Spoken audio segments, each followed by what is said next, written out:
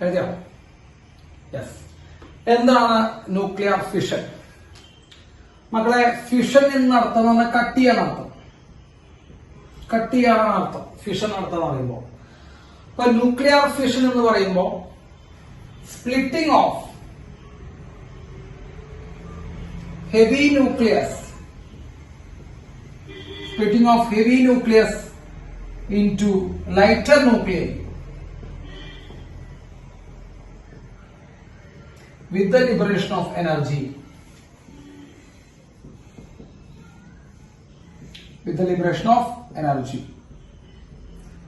ഇതാണ് nuclear fission reaction. ഇപ്പൊ nuclear fission എന്ന് പറയുമ്പോൾ വളരെ ഹെവി ആയിട്ടുള്ള, വളരെ ബൾക്കി ആയിട്ടുള്ള ഒരു ന്യൂക്ലിയസിനെ സ്പ്ലിറ്റ് ചെയ്ത് രണ്ട് ചെറിയ എന്താക്കി മാറ്റുക, ന്യൂക്ലിയസ് ആക്കി മാറ്റുക. ഇതിനെയാണ് നമ്മൾ ന്യൂക്ലിയർ ഫിഷൻ റിയാക്ഷൻ എന്ന് പറഞ്ഞ് വിളിക്കുക. അപ്പോൾ വലിയൊരു ന്യൂക്ലിയസിനെ സ്പ്ലിറ്റ് ചെയ്ത്, മക്കളെ ഫിഷൻ എന്ന് പറഞ്ഞ വാക്കിനർത്ഥം കട്ട് ചെയ്യാനാണ്. അപ്പോൾ വളരെ വലിയൊരു ന്യൂക്ലിയസിനെ സ്പ്ലിറ്റ് ചെയ്ത് രണ്ട് ചെറിയ ന്യൂക്ലിയസ് ആക്കി മാറ്റാം. അതിനോടൊപ്പം തന്നെ എന്ത് ലിബറേറ്റ് ചെയ്യും മക്കളെ? കുറച്ച് എനർജിയും കൂടി ലിബറേറ്റ് ചെയ്യുന്ന പ്രോസസ്സാണ് ന്യൂക്ലിയർ ഫിഷൻ റിയാക്ഷൻ. ക്ലിയർ ആണല്ലോ? Nuclear fission. Okay, yes. Sir രണ്ട് എക്സാമ്പിൾസ് കാണിച്ചു തരാം. പല രീതിയിൽ ചെയ്യാൻ പറ്റും. നമുക്ക് രണ്ട് എക്സാമ്പിൾസ് കാണിച്ചു തരാം. ഇപ്പൊ യുറേനിയം എന്ന് പറയുന്ന ഒരു ന്യൂക്ലിയസ് എടുക്കാം. യുറേനിയം 235, യുറേനിയം 235 കേട്ടോ.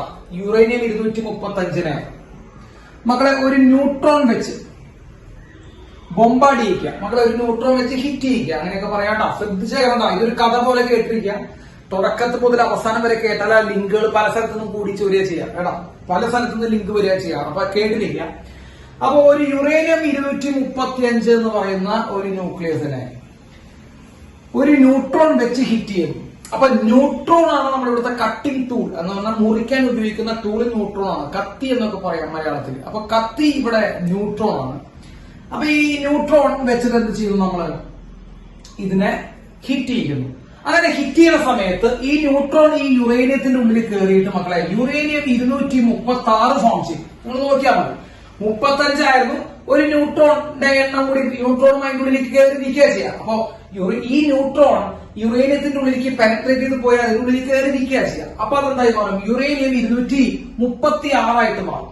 യുറേനിയം 236. ഈ ഉണ്ടാകുന്ന യുറേനിയം 236 അൺസ്റ്റേബിൾ ആണ്. അപ്പൊ ഈ ഉണ്ടായ ഈ യുറേനിയം 236 എന്ന് പറയുന്ന മക്കൾ എന്താണ്? അൺസ്റ്റേബിൾ ആണ്. അപ്പൊ ആ അൺസ്റ്റേബിൾ ആയിട്ടുള്ള യുറേനിയം എന്ത് ചെയ്തിട്ടുണ്ട്? സ്പ്ലിറ്റ് ചെയ്തിട്ട് ബേരിയവും ക്രിപ്റ്റോൺ ഉണ്ടാവും. അപ്പോൾ എന്തുണ്ടാവും? ബേരിയവും ക്രിപ്റ്റോൺ കേട്ടോ. ബേരിയം, ക്രിപ്റ്റോൺ അങ്ങനെ പറയുന്ന രണ്ട് എന്തുണ്ടാവും? ലൈറ്റർ ആയിട്ടുള്ള ന്യൂക്ലിയസുകൾ ഉണ്ടാവും. വിത്ത് the liberation of energy 200 mega electron volt. മക്കളെ 200 മെഗാ ഇലക്ട്രോൺ വോൾട്ട് എനർജി ഈ പ്രോസസ്സിൽ നിന്ന് റിലീസ് ചെയ്യും. പ്ലസ് ഒരു 3 ന്യൂട്രോൺസ് ഉണ്ടാവും. ഒരു 3 ന്യൂട്രോൺസ് ഉണ്ടാവും. ഇതാണ് ഒരു ടൈപ്പ് കേട്ടോ. ഇതാണ് ഒരു ടൈപ്പ് ഫിഷൻ. അപ്പോ സാറ് പറയുന്നത് ശ്രദ്ധിച്ചേക്കാം. അവസാനമാണ് നിങ്ങൾക്ക് അതിന്റെയൊക്കെ ആകെ അർത്ഥം മനസ്സിലാവുള്ളൂ. അപ്പൊ യുറേനിയം 235 എന്ന് പറയുന്ന ന്യൂക്ലിയസിനെ ഒരു ന്യൂട്രോൺ വെച്ച് ഹിറ്റ് ചെയ്യുക. ന്യൂട്രോൺ വെച്ച് ഹിറ്റ് ചെയ്തിട്ട് ആ ന്യൂട്രോൺ എന്ത് ചെയ്യാന്ന് വെച്ച് കഴിഞ്ഞാൽ ആ ന്യൂട്രോൺ യുറേനിയത്തിന്റെ ഉള്ളിലേക്ക് കയറി അവിടെ ഇരിക്കുകയാണ് ചെയ്യുക. മക്കളെ മനസ്സിലായ? യുറേനിയത്തിന്റെ ഉള്ളിലേക്ക് കയറി അവിടെ ഇരിക്കുകയാണ് ചെയ്യുക. അത് വേറെ ഒന്നും ചെയ്യുന്നില്ല. യുറേനിയത്തിന്റെ ഉള്ളിൽ കയറി അവിടെ ഇരുന്നിട്ട് അവർ യുറേനിയം 236 ആണ്. ആ യുറേനിയം 236 അൺസ്റ്റേബിൾ ആണ്. അവര് ഇവിടെ അരമാർക്ക് വേണ്ട സോറി. ആ അൺസ്റ്റേബിൾ ആയിട്ടുള്ള യുറേനിയം 236 സ്പ്ലിറ്റ് ചെയ്യും. മക്കൾ ഇവിടെ അരമാർക്ക് വേണ്ട, പ്ലസ് ആയിട്ട് സാറ് അരമാർക്കാണ് വേണ്ടത്. അപ്പോ സ്പ്ലിറ്റ് ചെയ്തിട്ട് ബേരിയവും ക്രിപ്റ്റോണുമായിട്ട് മാറും. അതിന്റെ കൂട്ടത്തിൽ ഒരു 3 ന്യൂട്രോൺസും 200 മെഗാ ഇലക്ട്രോൺ വോൾട്ട് എനർജി ഉണ്ടാവും. 200 മെഗാ ഇലക്ട്രോൺ വോൾട്ട് എനർജി ഉണ്ടാവും. ഓക്കെ, ക്ലിയർ ആയോ? അല്ലെങ്കിൽ വേറൊരു രീതി കൂടി സാർ പറഞ്ഞുതരാം. ഈ യുറേനിയം 235 ഒരു ന്യൂട്രോൺ വെച്ച് ഹിറ്റ് ചെയ്ത് യുറേനിയം 236 ആക്കി മാറ്റി. യുറേനിയം 236 ആക്കി മാറ്റി. ഈ യുറേനിയം 236 അൺസ്റ്റേബിൾ ആണ്. അവര് സ്വയം ഡിസോസിയേറ്റ് ചെയ്ത്, അതായത് യുറേനിയം 236 അൺസ്റ്റേബിൾ ആണ്. അവരപ്പൊ തന്നെ മാറിയിട്ട് സിനോണും സ്ട്രോൺഷ്യം ഉണ്ടാവും. സിനോൺ ആൻഡ് സ്ട്രോൺഷ്യം കണ്ടോ. സിനോണും സ്ട്രോൺഷ്യം ഉണ്ടായി മാറാം. Plus the liberation of 2 neutron plus 200 mega electron volt energy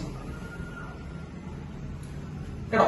ഇപ്പൊ ഇതാണ് സാറ് രണ്ട് നമ്മുടെ ന്യൂക്ലിയർ ഫിഷൻ റിയാക്ഷൻസ് എഴുതി വെച്ചെന്നുള്ളൂ. ഇതിന്റെ അർത്ഥം ഇതുവഴി മാത്രം നടക്കാൻ പറ്റുമെന്നല്ല, ഇനിയും കുറെ രീതിയിൽ നടക്കാം. നമ്മളിപ്പോ 2 രീതിയിൽ എന്ത് ചെയ്തു വെച്ചു, എഴുതി വെച്ചെന്നുള്ളൂ.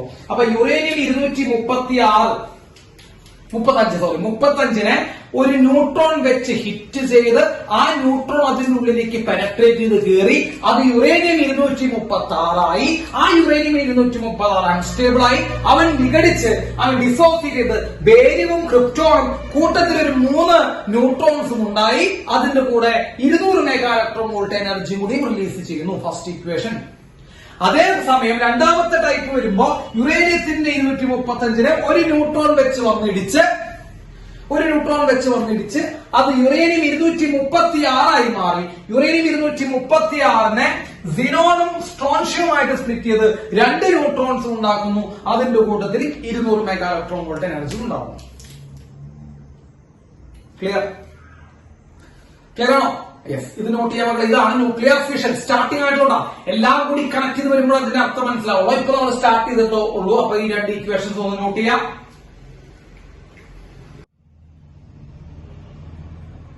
യെസ്. ഇനി സ്വാഭാവികമായിട്ട് നമുക്ക് ഉണ്ടാകുന്ന ഒരു ഡൗട്ടാണ് ഈ 200 മെഗാ ഇലക്ട്രോൺ എന്നുള്ള 200 മെഗാ ഇലക്ട്രോൺ വോൾട്ട് എന്നുള്ള എനർജി നമുക്ക് എവിടെ നിന്നാണ് കിട്ടിയത് എന്നൊരു സ്വാഭാവികമായിട്ടൊരു ഡൗട്ട് വരില്ലേ മക്കളെ? വരില്ലടാ. സ്വാഭാവികമായിട്ടും നമുക്കത് വരും മക്കളെ. ഒരു ഡൗട്ട് നമുക്ക് അതിലേക്ക് വരാവുന്നതാണ്. യെസ്. അപ്പോ ആ ഡൗട്ട് നമ്മൾ എങ്ങനെയാണ് തീർപ്പാക്കുന്നത് എന്ന് നമുക്ക് ശ്രദ്ധിച്ചു നോക്കാം. എങ്ങനെയാണ് 200 മെഗാ ഇലക്ട്രോൺ വോൾട്ട് എന്നുള്ള റേഞ്ചിലേക്ക് നമ്മൾ എത്തുന്നത്? ഓക്കെ, സാർ പറഞ്ഞുതരാം, ശ്രദ്ധിച്ചിരിക്കുക. യെസ് മക്കളെ നോക്കൂ, ഇത് എഴുതിയെന്ന് സാർ വിചാരിക്കുന്നു. എങ്ങനെയാണ് 200ന്റെ വാല്യൂക്ക് നമ്മൾ എത്തിയത്? നമ്മൾ ഓരോ സ്റ്റെപ്പായിട്ട് കയറി പോവാണ് കേട്ടോ. അപ്പൊ പരീക്ഷയ്ക്ക് നിങ്ങൾക്ക് ചോദിക്കാവുന്ന ഒരു ഡാറ്റ തന്നെയാണ്. ഒരു യുറേനിയം ആറ്റം അല്ലെങ്കിൽ ഒരു യുറേനിയം ന്യൂക്ലിയസിൽ നിന്ന് എത്ര എനർജി പുറത്തു വരും? ചോദ്യമാണ് മക്കളെ. ഒരു യുറേനിയത്തിൽ നിന്ന് എത്ര എനർജി പുറത്തു വരും? 200 മെഗാ ഇലക്ട്രോൺ വോൾട്ട് ഒരു യുറേനിയത്തിൽ നിന്ന് പുറത്തു വരും. അതൊരു ചോദ്യമാണ്. അപ്പൊ അതെങ്ങനെയാണ് കിട്ടിയത് എന്നാണ് നമ്മൾ ഇനി അടുത്ത് പറയാൻ പോണേ. ശ്രദ്ധിക്കാം മക്കളെ. യുറേനിയം എന്ന് പറയുമ്പോ 236 ആണ്. നിങ്ങൾ ശ്രദ്ധിച്ചോ അറിയില്ല. യുറേനിയം എന്ന് പറയുമ്പോൾ 236 അല്ലെങ്കിൽ 235 ആ റേഞ്ചിലുണ്ട്. ഇവിടെ 236 ഉണ്ട്. യെസ്. യുറേനിയത്തിന്റെ ബൈൻഡിങ് എനർജി പെർ ന്യൂക്ലിയോൺ ഞാൻ നിങ്ങളോട് അന്ന് പറഞ്ഞിട്ടുണ്ടായിരുന്നു, ഓർമ്മയുണ്ടോന്ന് അറിയില്ല. യുറേനിയം എന്നൊക്കെ പറയുമ്പോൾ ഒരു ബൾക്കി ആയിട്ടുള്ള ന്യൂക്ലിയസ് ആണ്. അതായത് കുറച്ചുകൂടി ബൾക്കി ആയിട്ടുള്ള ന്യൂക്ലിയസ് ആണ്. 170യേക്കാൾ കൂടുതലാണ്. ഈ 170യേക്കാൾ കൂടുതൽ വരുമ്പോ ബൈൻഡിങ് എനർജി പെർ ന്യൂക്ലിയോണിന്റെ കർവ് ഞാൻ വരച്ചപ്പോ ഞാനൊരു കാര്യം പറഞ്ഞിട്ടുണ്ടായിരുന്നു. ബൈൻഡിങ് എനർജി പെർ ന്യൂക്ലിയൻ ഏകദേശം ഒരു 7.6 മെഗാ ഇലക്ട്രോൺ വോൾട്ട് റേഞ്ചിലേക്ക് വരും. ഓർമ്മയുണ്ടോന്ന് അറിയില്ല. നിങ്ങൾക്ക് അത് ഓർമ്മയുണ്ടോന്ന് എനിക്കറിയില്ല. 7.6 മെഗാ ഇലക്ട്രോൺ വോൾട്ട് എന്നൊക്കെ സാർ പഠിപ്പിച്ചിട്ടുണ്ടായിരുന്നു ബൈൻഡിങ് എനർജി പെർ ന്യൂക്ലിയോൺ. അപ്പൊ യുറേനിയത്തിന്റെ കേസിൽ അത് കുറച്ച് ബൾക്കിയാണ് മക്കളെ. ബൾക്കി ആയ കാരണം ബൈൻഡിങ് എനർജി പെർ ന്യൂക്ലിയർ എത്ര വരിക? 7.6 മെഗാ ഇലക്ട്രോൺ വോൾട്ടാ വരിക. സംശയമുണ്ടോ? 7.6 മെഗാ ഇലക്ട്രോൺ വോൾട്ട് ആണ് വരിക. അപ്പൊ ടോട്ടൽ ബൈൻഡിങ് എനർജി എന്താ വരിക മക്കളെ? ബൈൻഡിങ് എനർജി ഓഫ് യുറേനിയം നമ്മൾ എടുത്ത് നോക്കിയേ.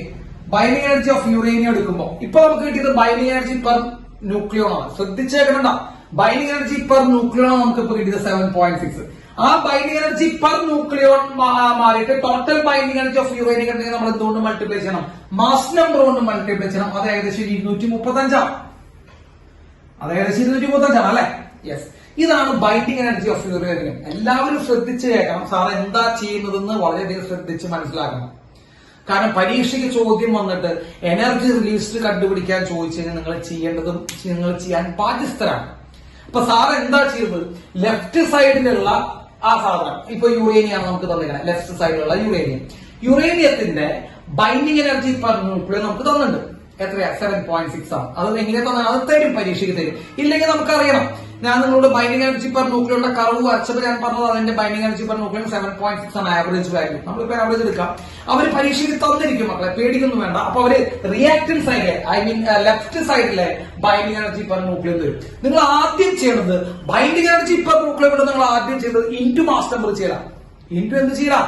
ഇൻറ്റു മാസ് ടെമ്പർ ചെയ്തത് എന്ത് പിടിക്കാം മക്കളെ? ബൈൻഡിങ് എനർജി കണ്ടുപിടിക്കാം. കണ്ടുപിടിച്ചോ? അപ്പോ ബൈൻഡിങ് എനർജി പെർ ന്യൂക്ലിയോണിന്റെ ഇന്റു മാസ് നമ്പർ ചെയ്ത് നമുക്ക് ഇത് കിട്ടും, ബൈൻഡിങ് എനർജി കിട്ടും. അപ്പോ നമുക്ക് ലെഫ്റ്റ് സൈഡിലുള്ളവരുടെ ബൈൻഡിങ് എനർജി കിട്ടി. ക്ലിയർ? ലെഫ്റ്റ് സൈഡിലുള്ളവരുടെ ഇത് കിട്ടി, ബൈൻഡിങ് എനർജി കിട്ടി. ക്ലിയർ ആണല്ലോ മക്കളെ? ഇനി റൈറ്റ് സൈഡിൽ നോക്കാം. റൈറ്റ് സൈഡിൽ ബേരിയവും ക്രിപ്റ്റോണും ആണ്. ബേരിയം ക്രിപ്റ്റോൺ ആണ് അല്ലെ? ഇപ്പൊ ഈ ബേരിയം ക്രിപ്റ്റോണും ഏകദേശം എന്ത് വരുന്നുണ്ട് മക്കളെ? ചെറിയ ന്യൂക്ലിയസുകളാണ്. അല്ലടാ? അല്ലേ? ആണ്. ചെറിയ ന്യൂക്ലിയസുകളാണെന്നുള്ള കാര്യം നിങ്ങൾ മനസ്സിലാക്കണം. നമ്മൾ പഠിപ്പിച്ചതാണ്. ബേരിയം ക്രിപ്റ്റോണും ചെറിയ ന്യൂക്ലിയസുകളാണ്. അവരുടെ ഏകദേശം ഒരു റേഞ്ച് വരിക 120, 135 അങ്ങനെ 115 അങ്ങനെ റേഞ്ചിൽ വരും. 120 ആ റേഞ്ചിൽ വരും. സാറ് അപ്രോക്സിമേഷൻ ആണ് സാറ് പറഞ്ഞു തന്നെ കേട്ടോ. നമ്മുടെ ടെക്സ്റ്റ് ബുക്കിൽ അപ്രോക്സിമേഷൻ തന്നെയുള്ളൂ. അപ്പോ ഇത് ആക്ച്വൽ വാല്യൂ കാരണം നമ്മൾ അത് വെച്ച് ചെയ്യാം കേട്ടോ. ആക്ച്വൽ വാല്യൂ നമ്മളിവിടെ എന്ത് ചെയ്യുന്നില്ല, അവരൊന്നും പറയുന്നില്ല കേട്ടോ. ആക്ച്വൽ വാല്യൂ നമുക്ക് പറയുന്നില്ല. അവർ പ്രോബ്ലം തരുമ്പോൾ ചിലപ്പോൾ ആക്ച്വൽ വാല്യൂ തരും. അപ്പൊ അത് വെച്ച് നിങ്ങൾ കണ്ടുപിടിക്കുക. പ്രോബ്ലം ചോദിക്കുമ്പോൾ നിങ്ങൾ ആ മെത്തേഡാണ് ഇതിൽ നിന്ന് മനസ്സിലാക്കേണ്ടത്. ഇപ്പൊ സാറ് പറഞ്ഞു തരുമ്പോ സാറ് ആക്ച്വൽ വാല്യൂ പറഞ്ഞു തരില്ല കേട്ടോ. സാറ് പറഞ്ഞു തരുന്ന മെത്തേഡ് മനസ്സിലാക്കുക. അപ്പോ ഒന്ന് ശ്രദ്ധിക്കുക മക്കളെ, ബേരിയവും ക്രിപ്റ്റോണും അവന്റെ മാസ് നമ്പർ ഇപ്പൊ 120, 115 ആണ്. എന്നാൽ രണ്ടും കൂടി കൂട്ടുമ്പോൾ ഇവിടെ കിട്ടണം. അത്രയുണ്ടോ? 120, 115 റേഞ്ചിലാണ്. ഇത് എക്സാക്ട്ലി അതാണെന്ന് സാറ് പറയില്ല. ഒരിക്കലും പറയില്ല. ഇവിടെ 120 ആണോ ഇവിടെ 150 ആണെന്ന് സാറ് പറഞ്ഞിട്ടേ ഇല്ല. നിങ്ങൾ അങ്ങനെ തെറ്റിദ്ധരിക്കരുത് കേട്ടോ. അവർ തമ്മിൽ എന്തുണ്ട്, ചെറിയൊരു വ്യത്യാസം ഉണ്ടായിക്കോട്ടെ. ഇനി എക്സാക്ട് വാല്യൂ പറഞ്ഞു ചെയ്യണോ? വേണ്ടല്ലോ. യെസ്. അപ്പൊ 120, 150 റേഞ്ചിലാണ്. ഈ ബേരിയം ക്രിപ്റ്റോണും 120, 150 റേഞ്ചിലാണ്. അവരുടെ ബൈൻഡിങ് എനർജി പെർ ന്യൂക്ലിയോ മക്കൾ, അവരുടെ binding energy per nucleon 8.5 mega electron volt ആണ്. അവരുടെ ബൈൻഡിങ് എനർജി പെർ ന്യൂക്ലിയോ എത്രയാ? 8.5 മെഗാ ഇലക്ട്രോൺ വോൾട്ട് ആണ്. നിങ്ങൾക്ക് ഓർമ്മയൊന്നും പറയില്ല. ഏറ്റവും ഹയസ്റ്റ് വാല്യൂ എടുക്കുന്നത് ആ റേഞ്ചിലുള്ള എവിടെ? 30 മുതൽ 170 വരെ. ഓർമ്മിച്ചിട്ടുണ്ടാ? പഠിപ്പിച്ച് ഓർമ്മിക്കണ്ട? ആരോടാ സാർ പറയണാവോ? പഠിപ്പിച്ച് ഓർമ്മിച്ചിട്ടുണ്ടാ? 30 മുതൽ 170 വരെയാണ് ബൈൻഡിങ് എനർജി പെർ ന്യൂക്ലിയോ മാക്സിമം കിടക്കുന്നത്. എത്രയാ? അവരുടെ average value 8.5 mega electron volt ആണ്. 8.5 മെഗാ ഇലക്ട്രോൺ വോൾട്ട്. ക്ലിയർ ആണല്ലോ മക്കളെ? ക്ലിയർ ആണല്ലോ? യെസ്, ക്ലിയർ ആണ്. യെസ്. അപ്പോ ഞാനൊരു ഏകദേശം റേഞ്ചാണ് എടുത്തത് കേട്ടോ. നിങ്ങൾ അത് വിചാരിക്കണം കേട്ടോ. ഏകദേശം റേഞ്ചാണ് എടുത്തത്. 120, 130 മറ്റേ 150 നമ്മൾ ഏകദേശം റേഞ്ചാണ് എടുത്തത്. അപ്പൊ ഇത് മൊത്തം ആഡ് ചെയ്യുമ്പോൾ എത്ര വരും മക്കൾ? ഇവിടുത്തെ മൊത്തം മാസ്റ്റർ നമ്പർ ആഡ് ചെയ്യുമ്പോൾ 235 വരും. ശരിയല്ലേ? 120, 115, 235 വരും. ഇവിടെയുള്ള അതേ നമ്പർ തന്നെ പിടിക്കും വരും. ഓളെ ഓക്കെ. അപ്പൊ ഇവിടെ 225, ഇവിടെ 115, രണ്ടും കൂടി ആഡ് ചെയ്യുമ്പോൾ 235 വരും. ഇവിടുത്തെ ബൈൻഡിങ് എനർജി പെർ ന്യൂക്ലിയോ എത്രയാ? 8.5 ആണ്. So what is binding energy in product side? ആലോചിച്ചോളാം. പ്രൊഡക്റ്റ് സൈഡിലെ ബൈൻഡിങ് എനർജി എത്ര വരും മക്കളെ? പ്രൊഡക്റ്റ് സൈഡിലെ ബൈൻഡിങ് എനർജി 8.5 ഇൻറ്റു 235. ശരിയാണോ? 8.5 ഇൻറ്റു 235. 8.5 ഇൻറ്റു 235. അപ്പൊ നിങ്ങൾ ആകെ കൂടി ചെയ്യേണ്ടത് അത് മാത്രമേ ഉള്ളൂ. സാർ ആ റൂട്ടാണ് പറഞ്ഞിരുന്നത്. റൂട്ടിനെയാണ് ശ്രദ്ധിക്കേണ്ടത്. അതിന്റെ അവിടുത്തെ വാല്യൂസിനെയല്ല ശ്രദ്ധിക്കേണ്ടത്. എന്താണ് നിങ്ങൾ ചെയ്യേണ്ടത്? ഇപ്പൊ ലെഫ്റ്റ് സൈഡിലുള്ള ബൈൻഡിങ് എനർജി പെർ ന്യൂക്ലിയോ എന്നുണ്ടെങ്കിൽ ഇൻഡു എന്ത് ചെയ്യാം? അവിടുത്തെ മാസ് നമ്പർ കൊണ്ട് ഇൻഡു ചെയ്ത് ബൈൻഡിങ് എനർജി കണ്ടുപിടിക്കാം. അപ്പൊ ആദ്യം ബൈൻഡിങ് എനർജി പെർ ന്യൂക്ലിയോ എന്ന് പറഞ്ഞാൽ മാസ് നമ്പർ കൊണ്ട് ഇൻഡു ചെയ്ത് എന്ത് കണ്ടുപിടിക്കാം? ബൈൻഡിങ് എനർജി കണ്ടുപിടിക്കാം. അത് ചെയ്യാം. അത് ലെഫ്റ്റ് സൈഡും ചെയ്യാം, അതുപോലെ എന്ത് ചെയ്യാം? റൈറ്റ് സൈഡും ചെയ്യാം. അത് ലെഫ്റ്റ് സൈഡും ചെയ്യാം, റൈറ്റ് സൈഡും ചെയ്യാം. മനസ്സിലായ? ലെഫ്റ്റും ചെയ്യാം, റൈറ്റ് സൈഡും ചെയ്യാം. ഇതിൽ കണ്ട് നമുക്ക് മനസ്സിലാവും റൈറ്റ് സൈഡാണ് കൂടുതൽ. കാരണം ലെഫ്റ്റ് സൈഡിൽ 7.6 ഉള്ള റൈറ്റ് സൈഡിൽ 8.5 ആണ്. ക്ലിയർ ആണല്ലോ മക്കളെ? റൈറ്റ് സൈഡിലെ ബൈൻഡിങ് എനർജി പെർ ന്യൂക്ലിയോന്റെ വാല്യൂ കൂടുതലാണ്. അപ്പൊ ബൈൻഡിങ് എനർജി റൈറ്റ് സൈഡിലാണ് കൂടുതൽ വരിക. അത് സംശയമുണ്ട. ഇവിടെ കൂടുതൽ വരും, ഇവിടെ എന്ത് വരും മക്കളെ? കുറവ് വരും. സോ എനർജി റിലീസ്ഡ് കണ്ടുപിടിക്കാൻ പറഞ്ഞാൽ നിങ്ങൾ എന്ത് ചെയ്യണം? എനർജി റിലീസ്ഡ് കണ്ടുപിടിക്കാൻ പറഞ്ഞാൽ മക്കളെ product side minus reactant side binding energy അത്രയാണ് കേട്ടോ. മൈനസ് ചെയ്യാം. അപ്പൊ എനർജി റിലീസ്ഡ് കണ്ടുപിടിക്കാൻ പറഞ്ഞു കഴിഞ്ഞാൽ നിങ്ങൾ എന്ത് ചെയ്യണം? രണ്ട് സൈഡിലും ബൈൻഡിങ് എനർജികൾ എന്ത് ചെയ്യാം? മൈനസ് ചെയ്യാം. അതാണ് അതിന്റെ റൂള്. അപ്പൊ സാർ എങ്ങനെയാ എനർജി റിലീസ്ഡ് കണ്ടുപിടിക്കാൻ പറയാന്നുള്ള കാര്യം ഞാൻ നിങ്ങളോട് പറഞ്ഞു തന്നു കഴിഞ്ഞു. ഇനി നിങ്ങൾക്ക് മനസ്സിലായിരിക്കാൻ എനിക്കൊന്നുമില്ല കേട്ടോ. പറഞ്ഞു തന്നു കഴിഞ്ഞു. അപ്പൊ എന്താ ചെയ്യാ? എനർജി റിലീസ്ഡ് ചോദിച്ചു കഴിഞ്ഞാൽ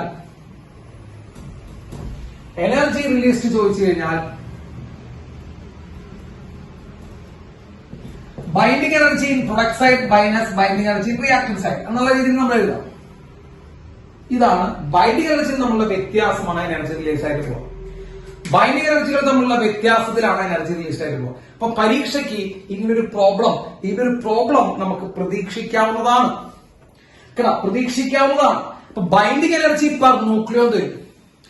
രണ്ട് സൈഡിലും ബൈൻഡിങ് എനർജി പെർ ന്യൂക്ലിയോ തരും. മക്കളെ ബൈൻഡിങ് എനർജി പെർ ന്യൂക്ലിയോ കിട്ടിക്കഴിഞ്ഞാൽ നിങ്ങൾ ആദ്യം എന്തുകൊണ്ട് മൾട്ടിപ്ലൈ ചെയ്യണം?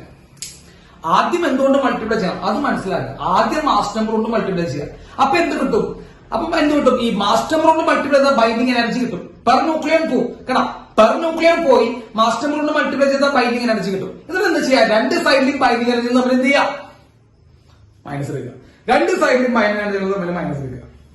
ഇതാണ് ചെയ്യുന്നത്. അത്രയും എനർജിയാണ് റിലീസ് ചെയ്യുക. അപ്പൊ ഇത് തമ്മിൽ മൈനസ് എടുക്കുമ്പോൾ നമ്മളെ 7.6 235 ഇവിടെ 8.5 235 ഇവര് തമ്മിൽ മൈനസ് എടുക്കുമ്പോൾ നമുക്ക് 200 mega electron volt approximate value കിട്ടും. 200 മെഗാ ഇലക്ട്രോൺ വോൾട്ട്. അങ്ങനെയാണ് നമ്മൾ അവിടെ 200 മെഗാ ഇലക്ട്രോൺ വോൾട്ട് എനർജിയാണ് ഒരു യുറേനിയത്തിൽ നിന്ന് പുറത്തു വരുന്നത് എന്ന് മനസ്സിലാക്കുക. 211 അത് 200 ആയിട്ട് എടുക്കുക.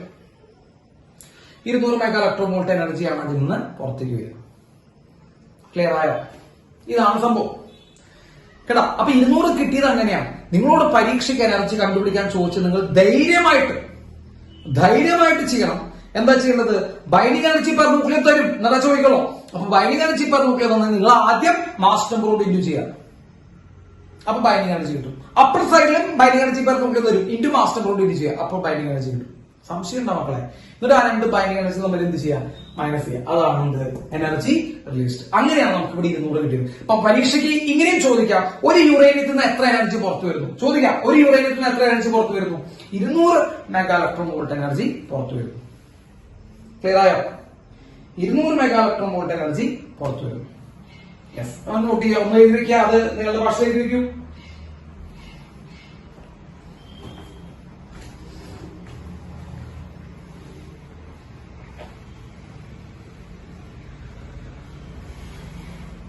എഴുതി വെച്ചിട്ട് സാറിനോട് പറയാട്ടോ.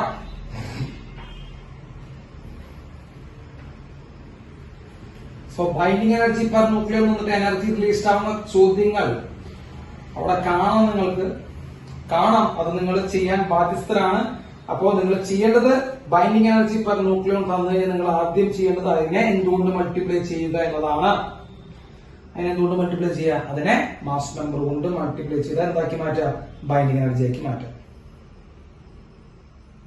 ക്ലിയർ ആണല്ലോ മക്കളെ? ക്ലിയർ ആണല്ലോ?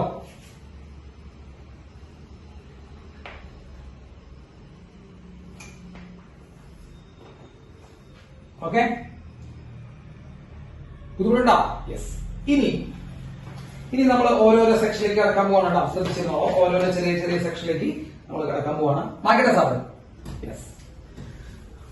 യെസ്, പറ്റുമെങ്കിൽ നമ്മൾ ഇന്ന് സമയം ഉണ്ടെങ്കിൽ ആ ബൈൻഡിങ് എനർജി തന്നിട്ടുള്ള ഒരു പ്രോബ്ലം ഞാൻ കാണിച്ചു തരാം കേട്ടോ.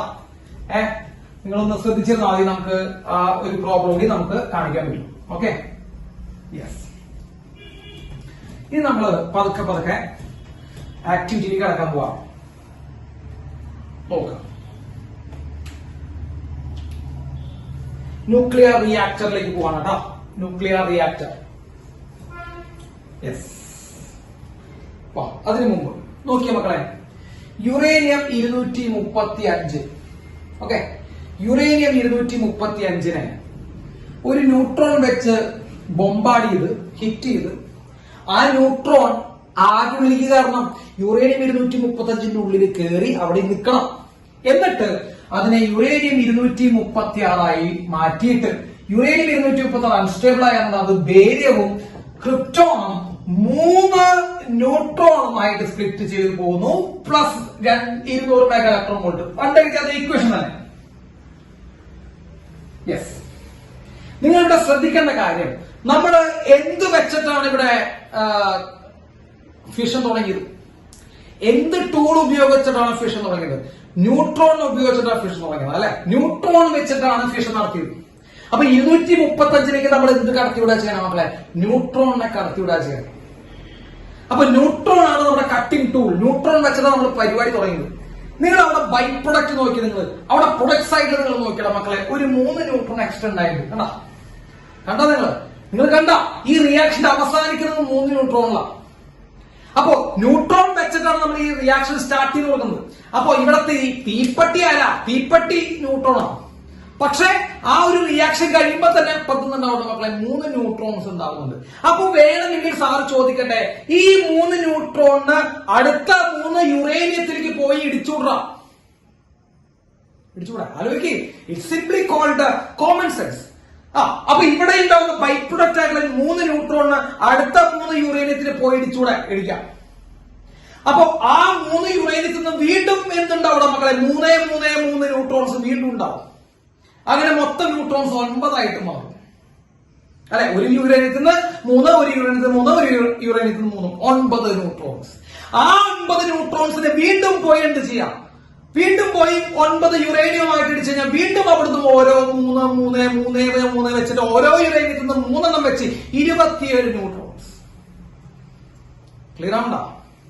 അപ്പൊ ഒരു ന്യൂട്രോൺ വെച്ച് നമ്മൾ തുടങ്ങി കൊടുക്കുന്ന സാധനം പിന്നെ നമ്മൾ അങ്ങോട്ട് വീണ്ടും ന്യൂട്രോണിനെ കൊടുക്കേണ്ട ആവശ്യം വരുന്നുണ്ടോ മക്കളെ? ഒരു ന്യൂട്രോൺ വെച്ച് നമ്മൾ തുടങ്ങി കിട്ടിയ സാധനത്തിന് വീണ്ടും നമ്മൾ ന്യൂട്രോണിനെ സപ്ലൈ ചെയ്യേണ്ടി വരും? ഇല്ല. ബൈ പ്രൊഡക്റ്റ് ആയിട്ടുണ്ടാവുന്ന neutron again start another step of reaction and the by product neutron again start another step of reaction. അങ്ങനെ ഇവര് സ്വയം എന്ത് ചെയ്തുകൊണ്ടിരിക്കും? നെക്സ്റ്റ് ഇങ്ങനെ നടന്ന് പോയിക്കൊണ്ടിരിക്കും. ആ റിയാക്ഷൻ പറയുന്ന പേരാണ് ചെയിൻ റിയാക്ഷൻ. ഓക്കെ, അതിനെ പറയുന്ന പേരാണ് ചെയിൻ റിയാക്ഷൻ. ഈ വെടിക്കെട്ടിന് തിരി കൊളുത്തിയ പോലെ ഒരു തവണ കൊളുത്തി കൊടുത്താൽ മതി, പിന്നെ അങ്ങനെ പൊക്കോളും. അതാണ് ഇടയ്ക്കിടയ്ക്ക് കൊടുത്താൽ നിൽക്കണം, വേണ്ട. അപ്പൊ യുറേനിയത്തിനെ ആര് വെച്ചിട്ടാണ് ഇടിക്കണേ മക്കളെ? നോക്ക്, യുറേനിയത്തിന് ആര് വെച്ചിട്ടടിക്കണേ? ന്യൂട്രോൺ വെച്ചിട്ടടിക്കണേ. ഒരു ന്യൂട്രോൺ വെച്ചിടിച്ചു കഴിഞ്ഞാൽ ബൈ പ്രൊഡക്റ്റ് ഉണ്ടാവുന്നത് എത്ര ന്യൂട്രോൺ ആണ്? 3. മറ്റേ വേറൊരു റിയാക്ഷനിൽ 2 ഉണ്ടാവുമല്ലോ. നിങ്ങൾ ശ്രദ്ധിച്ചാൽ നമ്മൾ രണ്ടാമത്തെ തൊട്ട് മുമ്പ് റിയാക്ഷൻ 2 ഉണ്ടാവുള്ളൂ. ഏത് റിയാക്ഷൻ വേണമെങ്കിലും നടക്കാം. So on an average 2.5 neutrons എന്നാണ് സാറ് പറയാ. നിങ്ങൾ തെറ്റിക്കോ? നിങ്ങൾക്ക് വിഷമണെങ്കിൽ പറഞ്ഞുകൂടാ. On an average 2.5 neutrons. 2.5 എങ്ങനെയാ സാർ? ഈ റിയാക്ഷനിലാണ് 3.